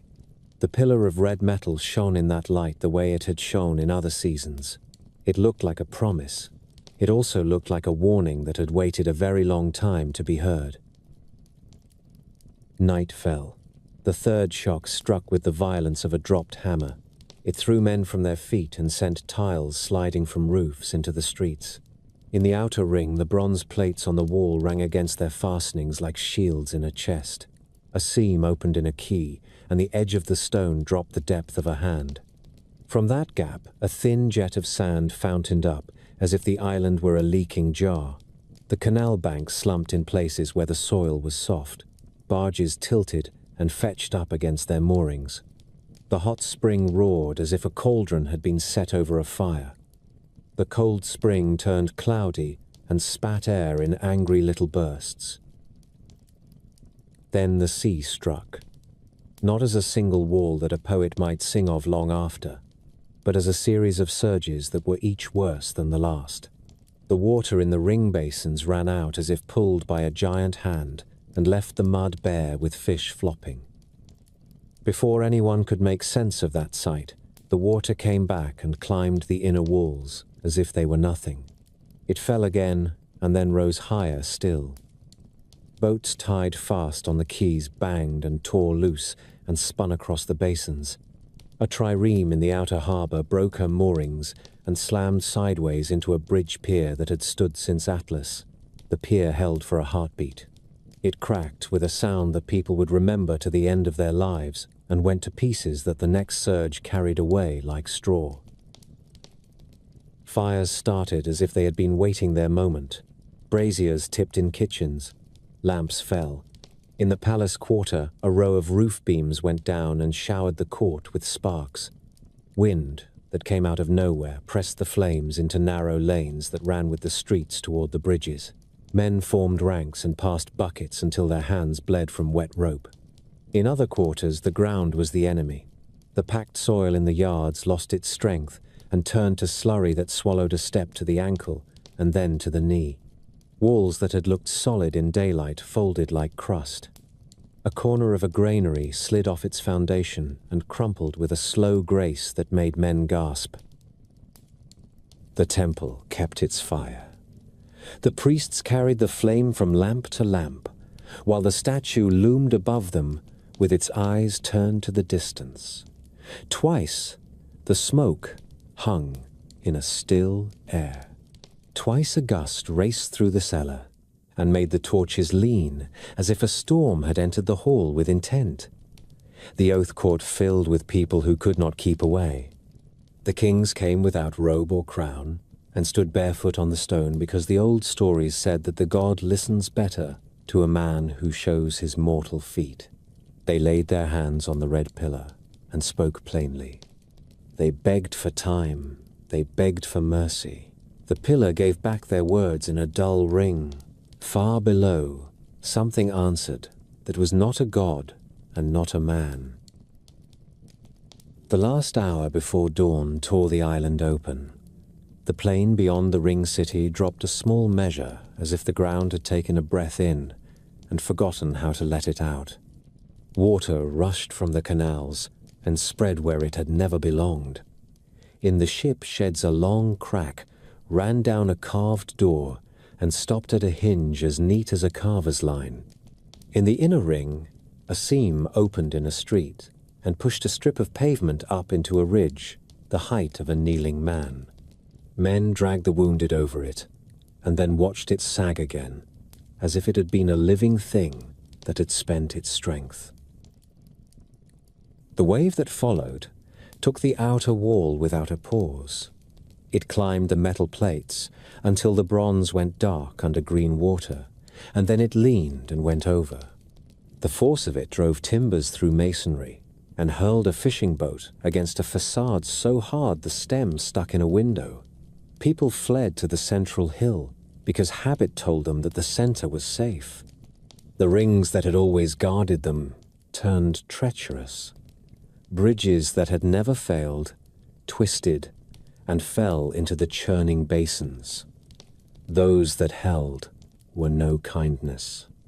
They became traps where people pressed too many bodies onto spans meant for a slow cart and a pair of oxen. On the hill, the kings tried to make order out of ruin. They sent runners to open the way to the high fields and to bring water skins and blankets to the square before the temple. The runners went, and some did not come back. The streets behind them had changed while they ran. The king sent for the engineers to say which walls could stand and which must be left to fall. The engineers came with faces white from dust and told truths that no one wanted. The inner wall had broken at 3 points. The red plates hung at the edges like scales on a wounded fish. One of the drawbridges had dropped into the basin and could not be raised. It lay at an angle that made a slide for the next wave to climb. When the first light reached the horizon, hope lifted and then fell. Out to sea, a line showed itself that did not look like an ordinary swell. It ran straight, and it came on with a speed that tricked the eye. The water under it seemed to draw back and sink, as if the ocean had changed its mind about where it wanted to be. Men who had never known fear felt it as a weight in the chest that would not let them draw a full breath. The line rose into a wall that carried broken hulls and trees, and the roofs of houses like the litter of some vast journey. It struck the outer city, and found no shape strong enough to confuse it. It poured into the rings and turned them into drums. Water slammed against stone and came back and met itself and leaped again. The noise was beyond thunder. It was a continuous tearing that drowned voices and thoughts alike. The temple took the blow. Columns stood and then leaned as if listening to something in the earth. A corner of the roof went and let daylight fall into a place that had never welcomed it. The statue of the god watched the fall and did not move.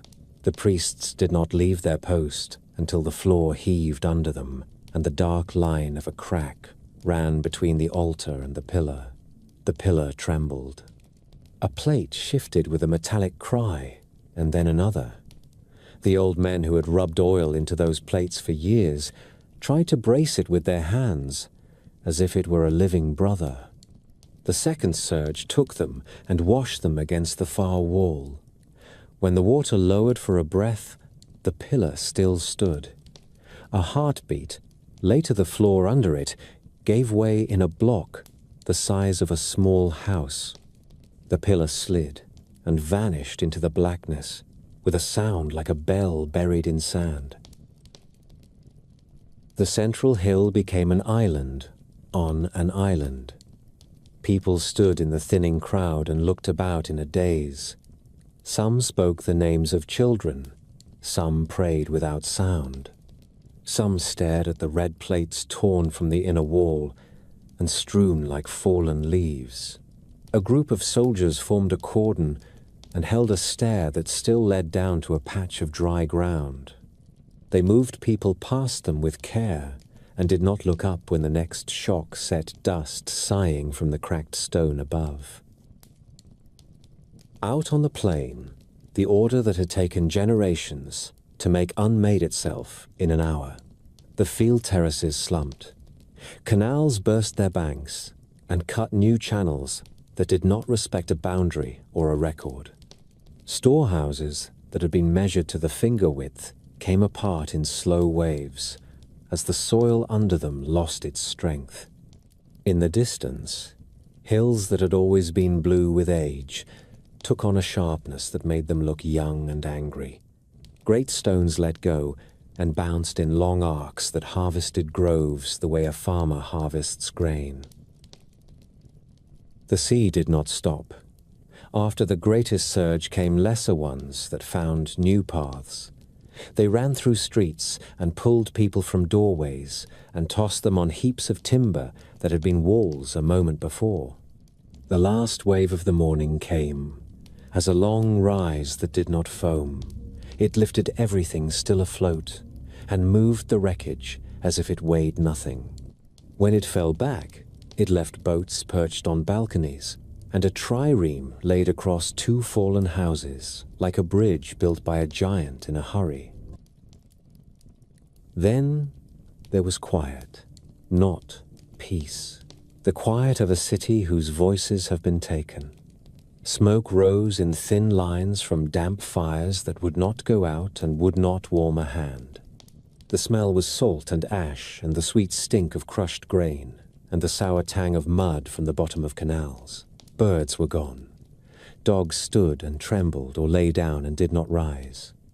The sun climbed and showed what it could show and took from no one the sight that it showed.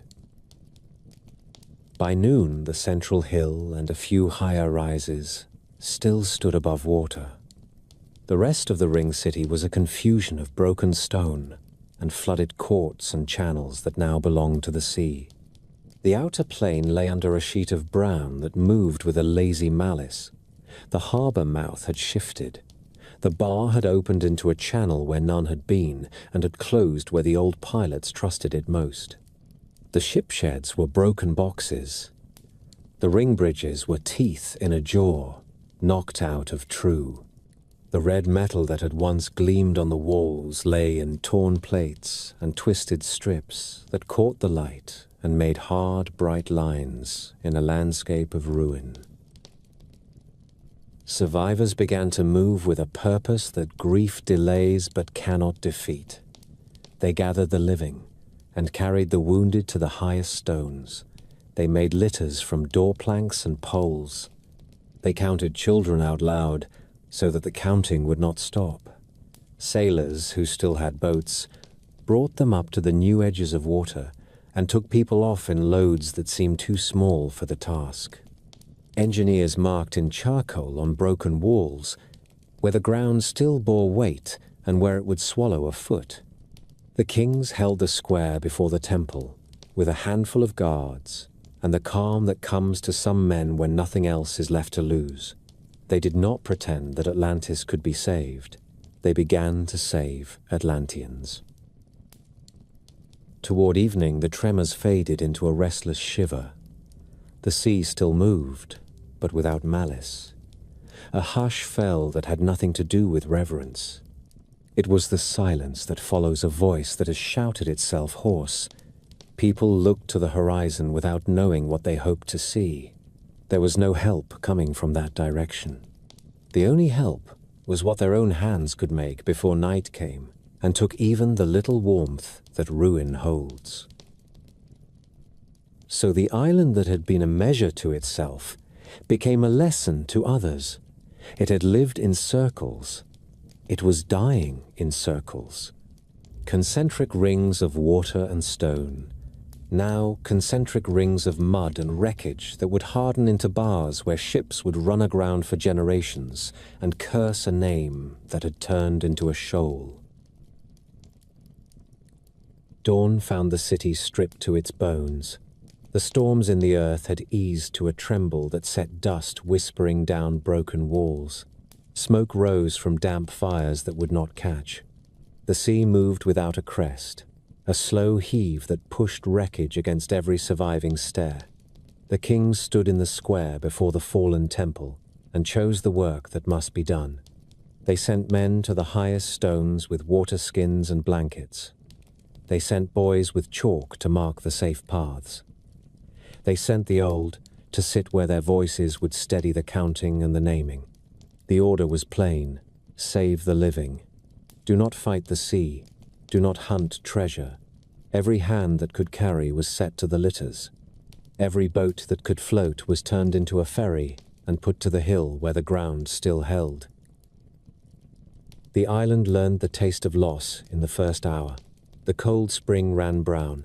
The warm spring went silent. The cisterns that had kept dry years from becoming famine were cracked and fouled. Women tried the water with their lips and shook their heads. Farmers walked to the edge of the plain and looked at their fields under a sheet of mud. They saw their terraces flattened and their orchard rows torn into crooked lines that led nowhere. They found cattle with string cut into their legs where tether lines had tightened in the rush. They opened the throats of the wounded beasts because mercy was the only thing left that could be done well. Scribes set up a board on 2 broken drums and wrote the names of those who had come up from the rings. The list began in order and became a scatter of nicknames and half-remembered households. A woman gave 3 names and then put her head in her hands and would not speak again. A boy asked a soldier to tie a strip of cloth around his arm so that he could be counted as a bearer and not as another mouth. A priest took the small images from the household shrines and set them in a row on the temple steps, as if people could find their courage more easily if it had a face. Engineers walked the shattered bridges with poles to test the footing. They crossed with the care of men who have learned to hate surprises. They marked a simple map on a wall with ash. 1 path down, 1 path out to the only stair that still reached a jetty, 1 place where a boat could come in without breaking its ribs. They set crews to clear that lane with levers. Stones were eased aside. Tangles of beams were given to the saw. Work moved because men who are used to order can still find it in ruin if the orders are short and the hands are many. Boats came and went until the oarsmen could not feel their fingers. A line of small craft grew at the edge of the new water. Fishers brought skiffs. Pilots brought light boats with sharp prows. The last serviceable trireme was dragged around a bend that had not existed the day before and grounded on stones that had been a lane to the market. The crew tied her stern to a fallen cedar and laid planks from her deck to the shore so that the wounded could be passed up and down without slipping into the cold mess below. Mothers handed their children to men they did not know and watched them vanish into a crowd that was moving on faith. A runner with a deep cut came back from the lower rings with word that a pocket of houses had held on a knoll like a ship's island and that a dozen people were waving cloth from its roof. A team took ropes and went to fetch them. The team returned with 9. By midday, the hill was a camp. Poles and mats made lanes where there had been a court. Fires were coaxed with sea drift and broken furniture. A boy who had spent his life tending goats became a cook by force of will and made a thin broth from grain scraped out of a burst jar. There was no salt. No one complained. A physician who had learned to set bones after falls on the quarry slope worked without stopping. He used wine on his knives until there was no wine left, and then used hot water. He told a tired soldier to hold a child's arm as if it were the only plank left of a ship. The soldier held. The island still moved. The ground shifted in small jerks that made men sway without noticing. A sound like distant thunder came out of clear air at intervals that had no pattern. The sea level would fall in a way that made the harbor look as if it were exhaling. It would rise again and move over the broken streets without hurry and without pity. To the west, a ridge that had always stood like a patient ox dropped the height of a house and left a scar of raw rock that looked new and angry. Toward afternoon, the sea drew back farther than it had before and showed the bones of the rings like ribs in a ruined chest. The stone mouths of culverts gaped, dry for the first time since their making. Fish lay panting in puddles with their sides marked by the prints of hands that had tried to throw them back to a safety that no longer existed. Men ran into the mud to rescue what they could. They came back with a table and a cradle and a chest with iron bands that held when every other binding had failed. The last surge of the day came on them while they were still in the muck. It rolled them toward the hill and left them coughing and covered in clay. The chest opened and held nothing but a book whose wet pages clung to one another like dead leaves. The kings looked out over this and saw that the island would not hold another night. The earth had broken its bargain. The canals had become inlets. The streets had become channels that would invite the sea back with every shift of wind or moon. They sent messengers to the outlying islets and to the little harbors down the coast with orders to bring every boat and to bring food and to leave the old ties to place behind. They told the guards who had survived to point the way to the boats and to push people aboard until there was no one left who could move. A city that loves itself must learn to love its people more when the time comes. A quiet act spoke for the rest. The last priest who had strength enough to climb the broken steps went to the place where the pillar had stood. He took a handful of oil from a cracked jar and poured it over the edge where the floor had fallen into darkness. He said the names that had built the island from a hill and a spring. He asked for nothing. There is a point beyond asking when men who believe simply speak, because it is what they know how to do when there is nothing else to do well. The sun sat low when the final turn began. Out to sea, a broad slope grew, where the surface should have been flat. No foam showed on it. It advanced without a crest. The ground under the hill thrummed like the plucked string of a vast instrument. Stones knocked together underfoot with a sound like teeth. A deep breath ran through the island again, and this time it did not exhale. The central hill sagged a hand's breadth. Then another. Cracks chased one another through paving, and running children screamed because the lines were fast and unpredictable, and cut across the safe places they had learned in the morning. Boats pushed off as the water came for them. The last trireme slid free and took a load that covered her deck from bow to stern. The oars dug. A skiff capsized, and swimmers were pulled aboard by hands that could not tell kin from stranger. The slope of the sea became a face.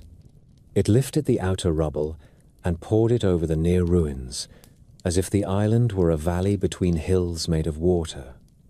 The last of the inner wall went in 3 quiet stages. First, the clamps popped. Then the plates peeled like bark. Then the core folded and leaned and dropped out of sight without a splash because the hole that took it opened down and did not want to be troubled with noise. From the decks beyond the reach of the fall, men saw a sight that would live in the mouths of their grandsons. The hill that had held the temple did not topple. It settled, as if a giant hand had laid weight upon it. It went down until the roofs that the sea had spared in the morning sank from sight. It went down until the tips of the tallest columns were level with the swells. It went down until a square of red stone that had once been a threshold rose like a buoy, and then vanished, as if pulled. There was no island left to be reached. There was only a brown boil where the city had stood, and a belt of water so thick with silt and timber and the churned guts of the earth that a ship could not pass without losing her rudder and her will. Night came without stars. The smoke and the breath of the sea made a low roof over the boats. Men pulled until they could not lift their hands, and then lay along the benches with their chests heaving, while others took their places. Fathers counted children by touch. Mothers held mouths close to ears and spoke into them so that the words would not be lost in the wash. The kings had given up the idea of being kings. They moved through the boats as bearers and water carriers, and gave orders only when the orders were simple and would save a life in the next breath. That is what a crown is worth when the ground will not stand. At first light, the water lay over a plain that had not been there before. It was not deep. It stretched to the near horizon with small heaves that showed the slow breath of a tired world.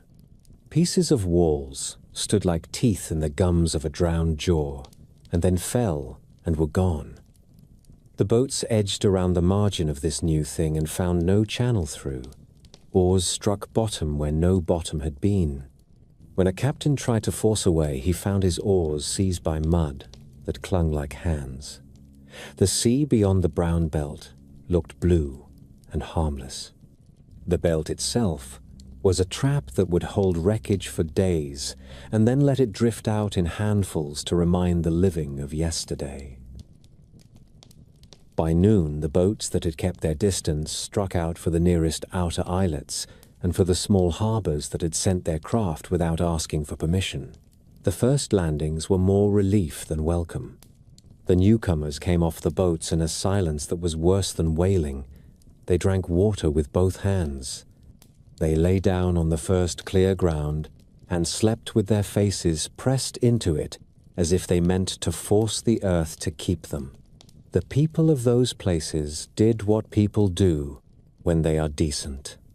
They brought bread and shared it in slices that were thinner than they would have liked. They found dry cloaks. They counted the children and the old. They asked no questions that would start a death over again in the telling.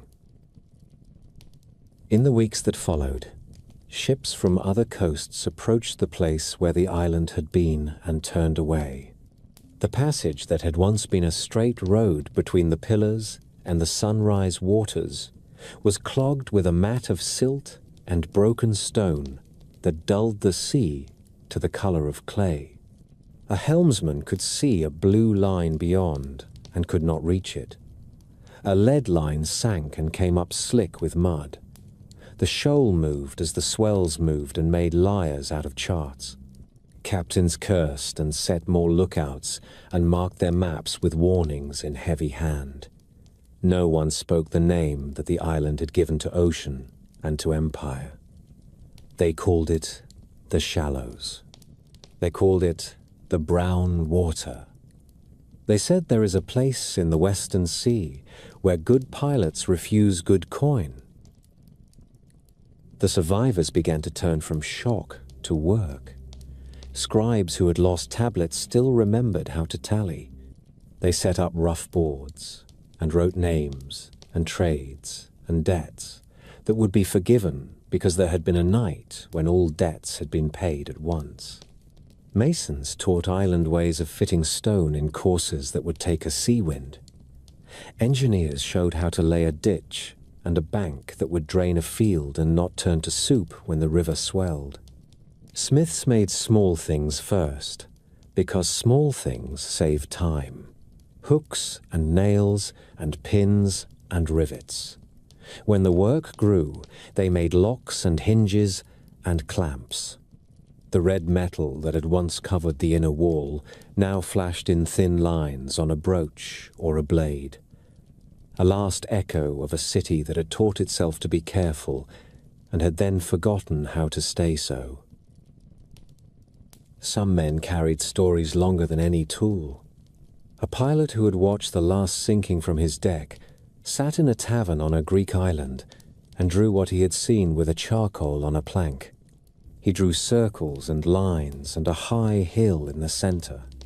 He drew bridges and a canal and a great gate with plates that shone. He pushed the plank away and said that a man who tries to hold the sea learns what the sea thinks of hands. A priest told a clerk in a river city that the pillar had gone down ringing like a bell. The clerk wrote the line in a margin without comment, because scribes have long practice in writing the words of men who are trying to make sense of grief. A king without a seat told his daughter that the law is not a stone. It is the way a people remind themselves of who they are when the ground fails. She nodded because children who listen to such words grow up into people who go on. In time, the new coasts learned to set their own rules for the belt of brown water. Captains brought soundings from the edge and argued in market talk about whether the line moved with the season. Fishermen warned young men against the temptation to hunt the shoal for lost metal. Good boats were lost to greed. A shrine rose on a headland where the last bright plates sometimes showed at sunset like the fins of a red fish no one had ever seen before. People left a handful of grain there when they had enough to leave any gift at all. They said it was not to feed a god, it was to feed their own memory. So Atlantis passed from place to story. The earth turned on the night it chose, and the sea finished the work by morning. The city that had been a circle became a stain on a chart, and then a caution on a pilot's tongue. The people who had been Atlanteans became farmers and sailors of other coasts. They built with the habits they could carry. They spoke their names over new cradles. They told their children that a good wall shines when it is clean, and that the shine is only a sign. The strength lies in the stone and in the hand that keeps it true. The story did not drown with the city. It changed into voices and set out across the water in the mouths of sailors who had seen the mud belt with their own eyes, and in the memories of families who learned to live under other hills. A pilot drew circles on a tavern table with a wet finger and told a fisherman that somewhere beyond the pillars there had been a harbor with rings of water and rings of stone. A priest laid a small figure of a sea god on a new altar far from home and whispered a prayer for the pillar that had rung like a bell when it fell. A girl who had slept on a boat that night grew old and told her children that order kept a people alive and that pride drew the sea into a city like a knife into a sheath. The facts frayed, the shape held. Generations later, a Greek lawgiver went looking for old wisdom in a land that kept good records. Solon sailed to Egypt in the years when he had set Athens in better order and wanted to see how other peoples kept their balance. The priests of the Delta counted their years on temple walls. They had learned to write when Greek towns were still arguing about how to measure a field. In the city of Sais, in the temple of the goddess whom the Greeks took to be Athena, an old priest received Solon and listened while the visitor spoke of floods and fires and the way misfortune burns a library down to ash. The priest smiled at the courtesy and then gave the Greek a lesson meant for a friend. You Greeks, he said, are always children. You remember the last catastrophe, never the ones before it. Your cities lose their records to flame and to water, and so your memory never grows old. There in Sai, the priest unfolded a tale that he said came from the oldest lists kept in their halls. Long before the days that any Greek could name, there had been a great island beyond the straits that mark the end of the inner sea. It lay in the ocean where the setting sun sleeps. It was rich and it was strong. Its kings were 10 in number, brothers by ancient descent. Its fields gave more than their share. Its mines yielded a red metal that held its color in sea air. Its city had a ringed harbor and a temple to the sea god where bulls were hunted for the oath. In those years, the island sent its fleets out along the western road and down the coasts of the Middle Sea. It took cities under its protection and then under its heel. It set its hand on the mouths of the river country. It turned its attention at last to the shores of Greece.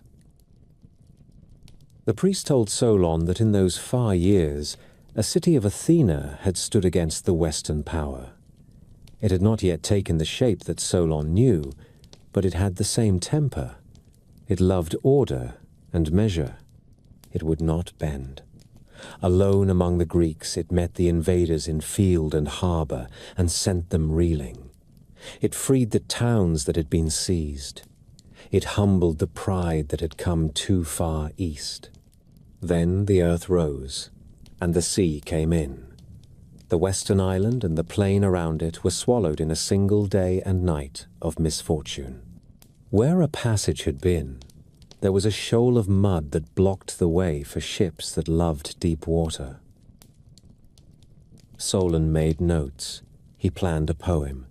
He asked for names and for numbers. The priest gave him years, counted in thousands, that would make a modern mind blink. 9,000 before Solon, he said, and the Greek scratched the figure in wax, because he meant to weigh it later and give it a poet's frame. He listened for more detail and found it. A city built in rings. Bridges and canals. Walls faced in gleaming metal. 10 kings meeting at a sacred bull hunt and swearing by the pillar in the temple. Laws written on a red column. Splendor that turned from discipline to boasting, and then to greed. The story had the look of a moral and the smell of an old record as well. Solon brought the tale home and passed it to his kin. He did not finish the poem.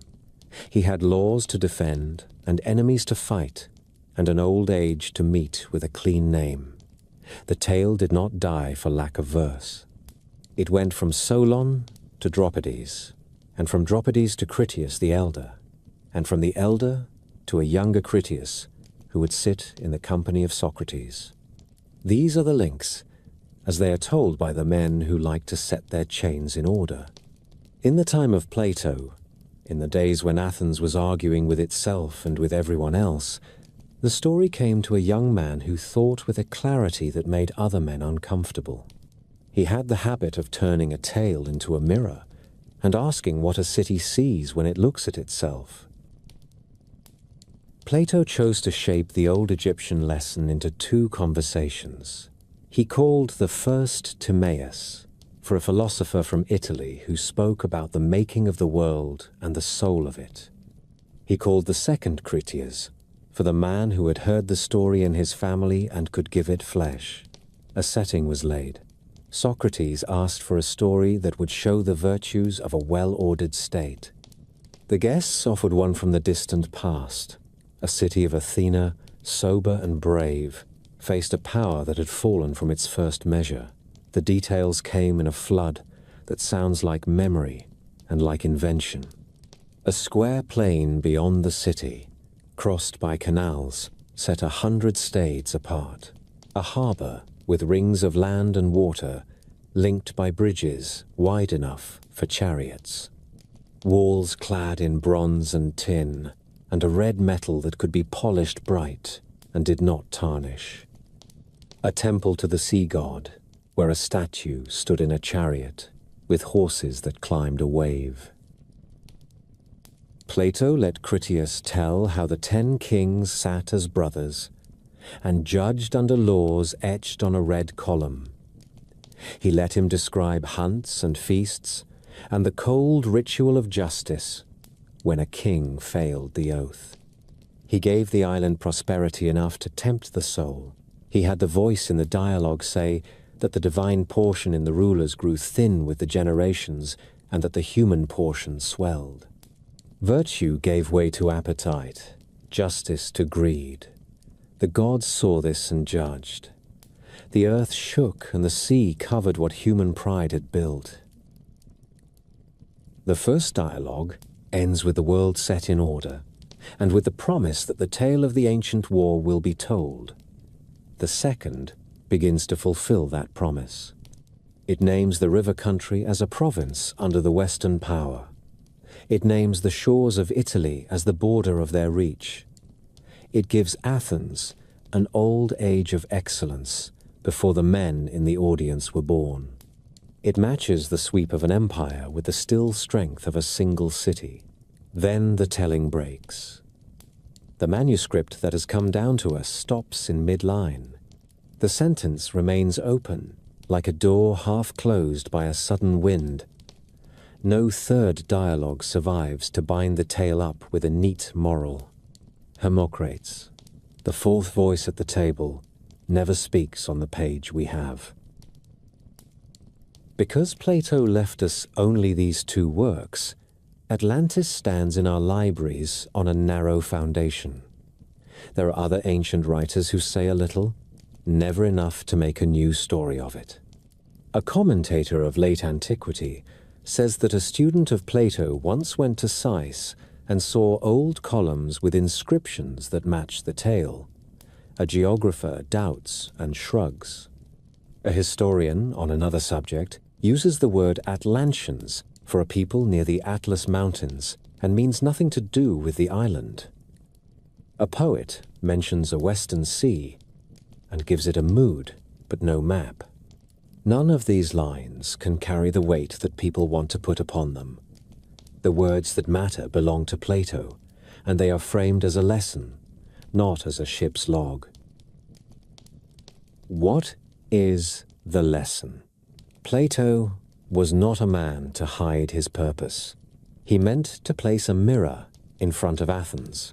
He drew a picture of a city that kept its old laws and another that let wealth rule its councils. He showed a free people standing against a power that had mistaken abundance for virtue. He used the sea, which teaches humility, as the final judge. He left the story unfinished so that the argument could continue in the minds of those who read him. Is the island a real memory passed through Egypt and Greece across a gulf of years? Is it a parable dressed in marble and salt? The dialogues invite both readings and then turn the question back upon the reader. What kind of city do you want to live in? Which ruin do you fear most? The ruin that comes from an enemy, or the ruin that comes from within? Even if the philosopher's aim was moral, the story sounds like a place. That is why it endures. Atlas has a temple, and a door, and a pillar, and a schedule of oaths. The harbor can be walked in the mind from quay to quay. The bridges are set near enough for a man to see the faces on the next ring. The field plain is measured like a tablet. The bull hunt has a smell and a sound. You can count the kings and see their crowns hung on nails at the council when they sit as brothers. It is detail of that kind that makes a tale hard to forget. It is the same kind of detail that archaeologists later learn to distrust when it appears without a second witness. The Greeks kept the tale in their libraries. The Egyptians kept their temple stones and their habit of recording what a king wanted remembered. The sea kept its shoals and its temper. Sailors kept their caution on the western route. The chain of transmission is not long. A priest speaks to Solon. Solon tells a friend. That friend tells his son. Plato gathers the words in a story about cities and souls. From that point onward, we hear our own voices more than we hear the priest. That is the truth of most of what we call ancient memory. It comes to us through one gate that stands open, and then through another that opens into thought. None of this makes the tale smaller. It makes it human. A people endures a loss and saves the shape of it in a story that warns against pride and remembers a good order. Another people folds that story into a dialogue about justice and the fate of proud states. Sailors add a belt of mud and the habit of steering wide. Pilgrims add prayers at a shrine on a headland where sunset sometimes throws a red line across a low swell. The facts are few and often belong to the philosopher. The echo fills the centuries. The flood went out, but the story stayed. It washed into new tongues and found new shapes. Sailors kept to the outer lanes and called the belt of brown water a snare. Priests spoke of a fallen pillar and the silence that followed. On winter nights, merchants drew circles on tables and argued about where a city could stand that close to the sea and live long. Time carried those circles from memory into books. The Greeks left the tale in a handful of pages that men would copy with care for 2,000 years.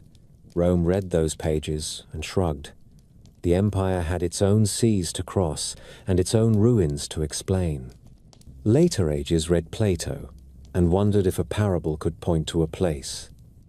Mapmakers in the Middle Ages filled the empty Atlantic with islands that were hopes and warnings. Antillia, High Brazil, the island of 7 cities. These were not Atlantis. but they showed a hunger for a western shore that might answer an old ache. The Renaissance added confidence to that hunger. Francis Bacon wrote a new Atlantis with a house of learning at its heart, a cool dream of a kingdom that prized discovery more than display. He did not claim to have found the old island. He used the name to mark a place where reason might have room to grow. Centuries later, a German merchant read Homer and found Troy in the soil. Heinrich Schliemann broke ground in Anatolia with a spade and belief, and his trenches did not lie about a city that had been sung for ages. That success did more for Atlantis than any sermon. If Troy could rise from a poem, why not Plato's island from a dialogue? In the 19th century, a Minnesota congressman named Ignatius Donnelly wrote a book that gave the old story a new body. He said, Atlantis was the mother of all civilization. He said that pyramids in Egypt and step temples in the Americas were echoes of a single lost city.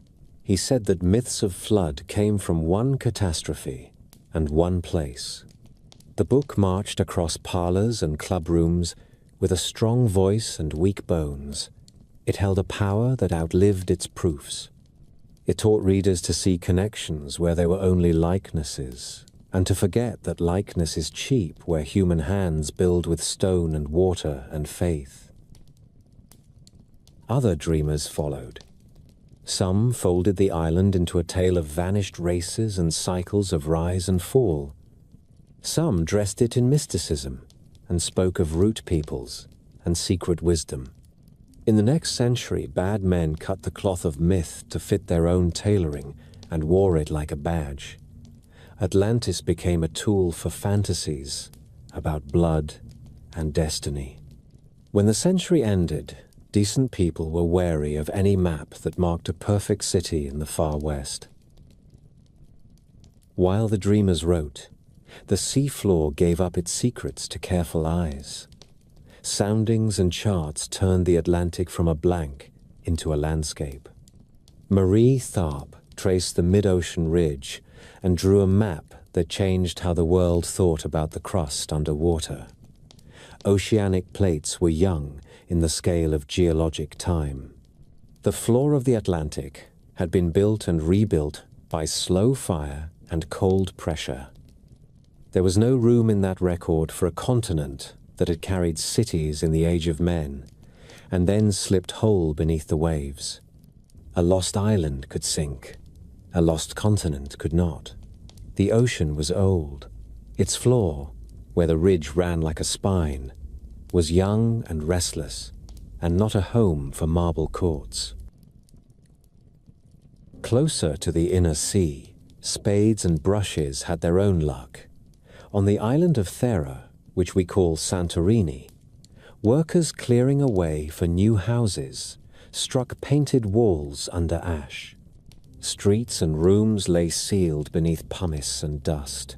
Spiridon Marinatos opened the first lanes at Akrotiri, and Christos Domus continued the dig. They found a Bronze Age town that had been caught by an eruption of terrible force. Jars stood where hands had left them. Frescoes showed ships and lilies and youths with fish in their grasp. The date of the blast sits around the middle of the 2nd millennium before Christ. The plume rose high, and the sea was beaten into long waves that reached the coasts of Crete and beyond. The palaces of the Minoans took their damage, and later fell to other hands. The island in Plato's pages stood beyond the pillars. Thera did not. Yet here were rings of Caldera, and a city once rich in the art of ships and bulls. Many saw in that ash a memory that could have drifted for centuries and grown in the telling. Greece itself held a smaller echo. In the year when Plato was a young man, the city of Helic sank into the Gulf of Corinth after a night of earth and water that left survivors standing dumb on a new shore. Writers recorded the loss. Fishermen later said they could see temple columns under clear water when the sea was quiet. In our time, archaeologists found the buried city in the silted plain and traced its streets. A Greek could hear Plato and think of Hellike as much as of any western ocean. Other coasts offered other temptations. In the shallows off Bimini in the Bahamas, divers found a line of flat stones that looked like a road. It became a headline and then a legend. Geologists called it beach rock, split and set by waves and faults and time. Along the Strait of Gibraltar, a French geologist named Jacques Collina-Girard pointed to a bank called Spartel that had stood higher when ice locked up the sea and that now lay below waves west of the straits. He asked if a low island there could have carried a small people and a small pride. The idea had a clean shape. It did not find proof. In the marshes beyond the old mouth of the Guadalquivir, television crews walked on the flats of Doñana and spoke of Tartessos and a city under mud. Local archaeologists shook their heads and went back to their slow work. In the Sahara, a round wound in the earth near the Adrar is called the Richat structure. It looks like rings from the sky. It is an eroded dome of rock and salt, a geology lesson with a teasing face. No harbor, no sea. It gathers believers the way a mirage gathers the thirsty. Science did more for the legend than denial can show. It taught patience. It taught how lands drown and rise and how seas heap sand where deep water once ran. It read the cores of mud for ash and pollen and the shells of tiny creatures, a quiet library that records storm and calm with a discipline that no court has ever kept. It showed that the Black Sea once rose fast into a basin where farmers had worked the river mouths. It showed that the North Sea had covered a plain of reed and game that we now call Doggerland. It showed that coastlines are temporary and that memory loves the shore because the shore is where loss is hardest to forget. Underwater archaeology learned to speak softly. It set rules for how to handle a ship that had died at sea, and for how to treat a harbor that had silted shut. The work became slow and honest. Teams mapped and measured, and brought up small things with great care. A shoe, a coin, a sherd with a maker's mark. They gave us ports that had been known only to texts and storms, and they did not claim cities where there were none. In that silence, the legend breathed in a cleaner air. Modern readers stand between two pulls. One pull points to Plato and says that the story is a crafted mirror. Another points to ash and mud and says that stories that last often start with something that happened to someone. Between those pulls lies a field of proposals that range from careful to wild. Santorini remains the strongest memory in the room, not as the island beyond the straits, but as a disaster that could travel in words. Hellike stands as proof that a Greek had no need to invent the voice of the earth. The Atlantic offers shoals and banks that once were higher, and with them the thought that a small people lived where a modern chart now writes the word hazard. None of this gives us a street to walk. All of it gives us the weather of a mind that could hear a priest in sigh and think of home and of warning in the same breath. There is one truth that most careful hands agree upon. No archaeologist has found a site that can be called Atlantis without strain. There is no confirmed city that matches the scale, the plan, and the age as Plato placed them. There is no lost continent in the Atlantic for a marble empire to have stood upon. The sea tells us this with basalt and magnetism and a clock that ticks in lava. The island, if it lived at all, was not a continent. It was a story about measure and pride, with details borrowed from ships and quarries and from the way men love to set laws on stone. Yet the old lines still stir us, a ringed harbour, a pillar that held the law, 10 kings who met in a grove and remembered they were brothers, a free city that stood alone, a night when the earth turned. These are hard to forget. They point at our own mirrors. They ask what we do when work turns into display, when order turns into comfort, when fleets show a face that does not match the words. Perhaps that is why Atlantis survives every correction. It is less a place than an instrument. We hold it up to our cities and listen for a false note. So the tale crosses time by changing form. It is a Greek dialogue on a table in the shade. It is a Renaissance island where science is a faith. It is a 19th century promise that one city can explain the world. It is a 20th century chart that says the ocean floor is a book and not a void. It is a trench at Akrotiri where a painter set a ship on a wall and did not know that ash would keep it perfect for 3,000 years. It is a family of refugees who made a shrine on a headland and taught their children to leave a handful of grain when the harvest was good. You can call that memory. You can call it myth. You can call it both without harm. What remains is simple. Pride has a tide. Order can fail if it forgets to keep the bridges in repair. The sea does not bargain. A people that survives is one that can carry its laws in its hands when the ground breaks. That is the last gift of the island that may never have stood in the West. It teaches us how to look at our own shores and count what would float if the world asked us to prove what we love.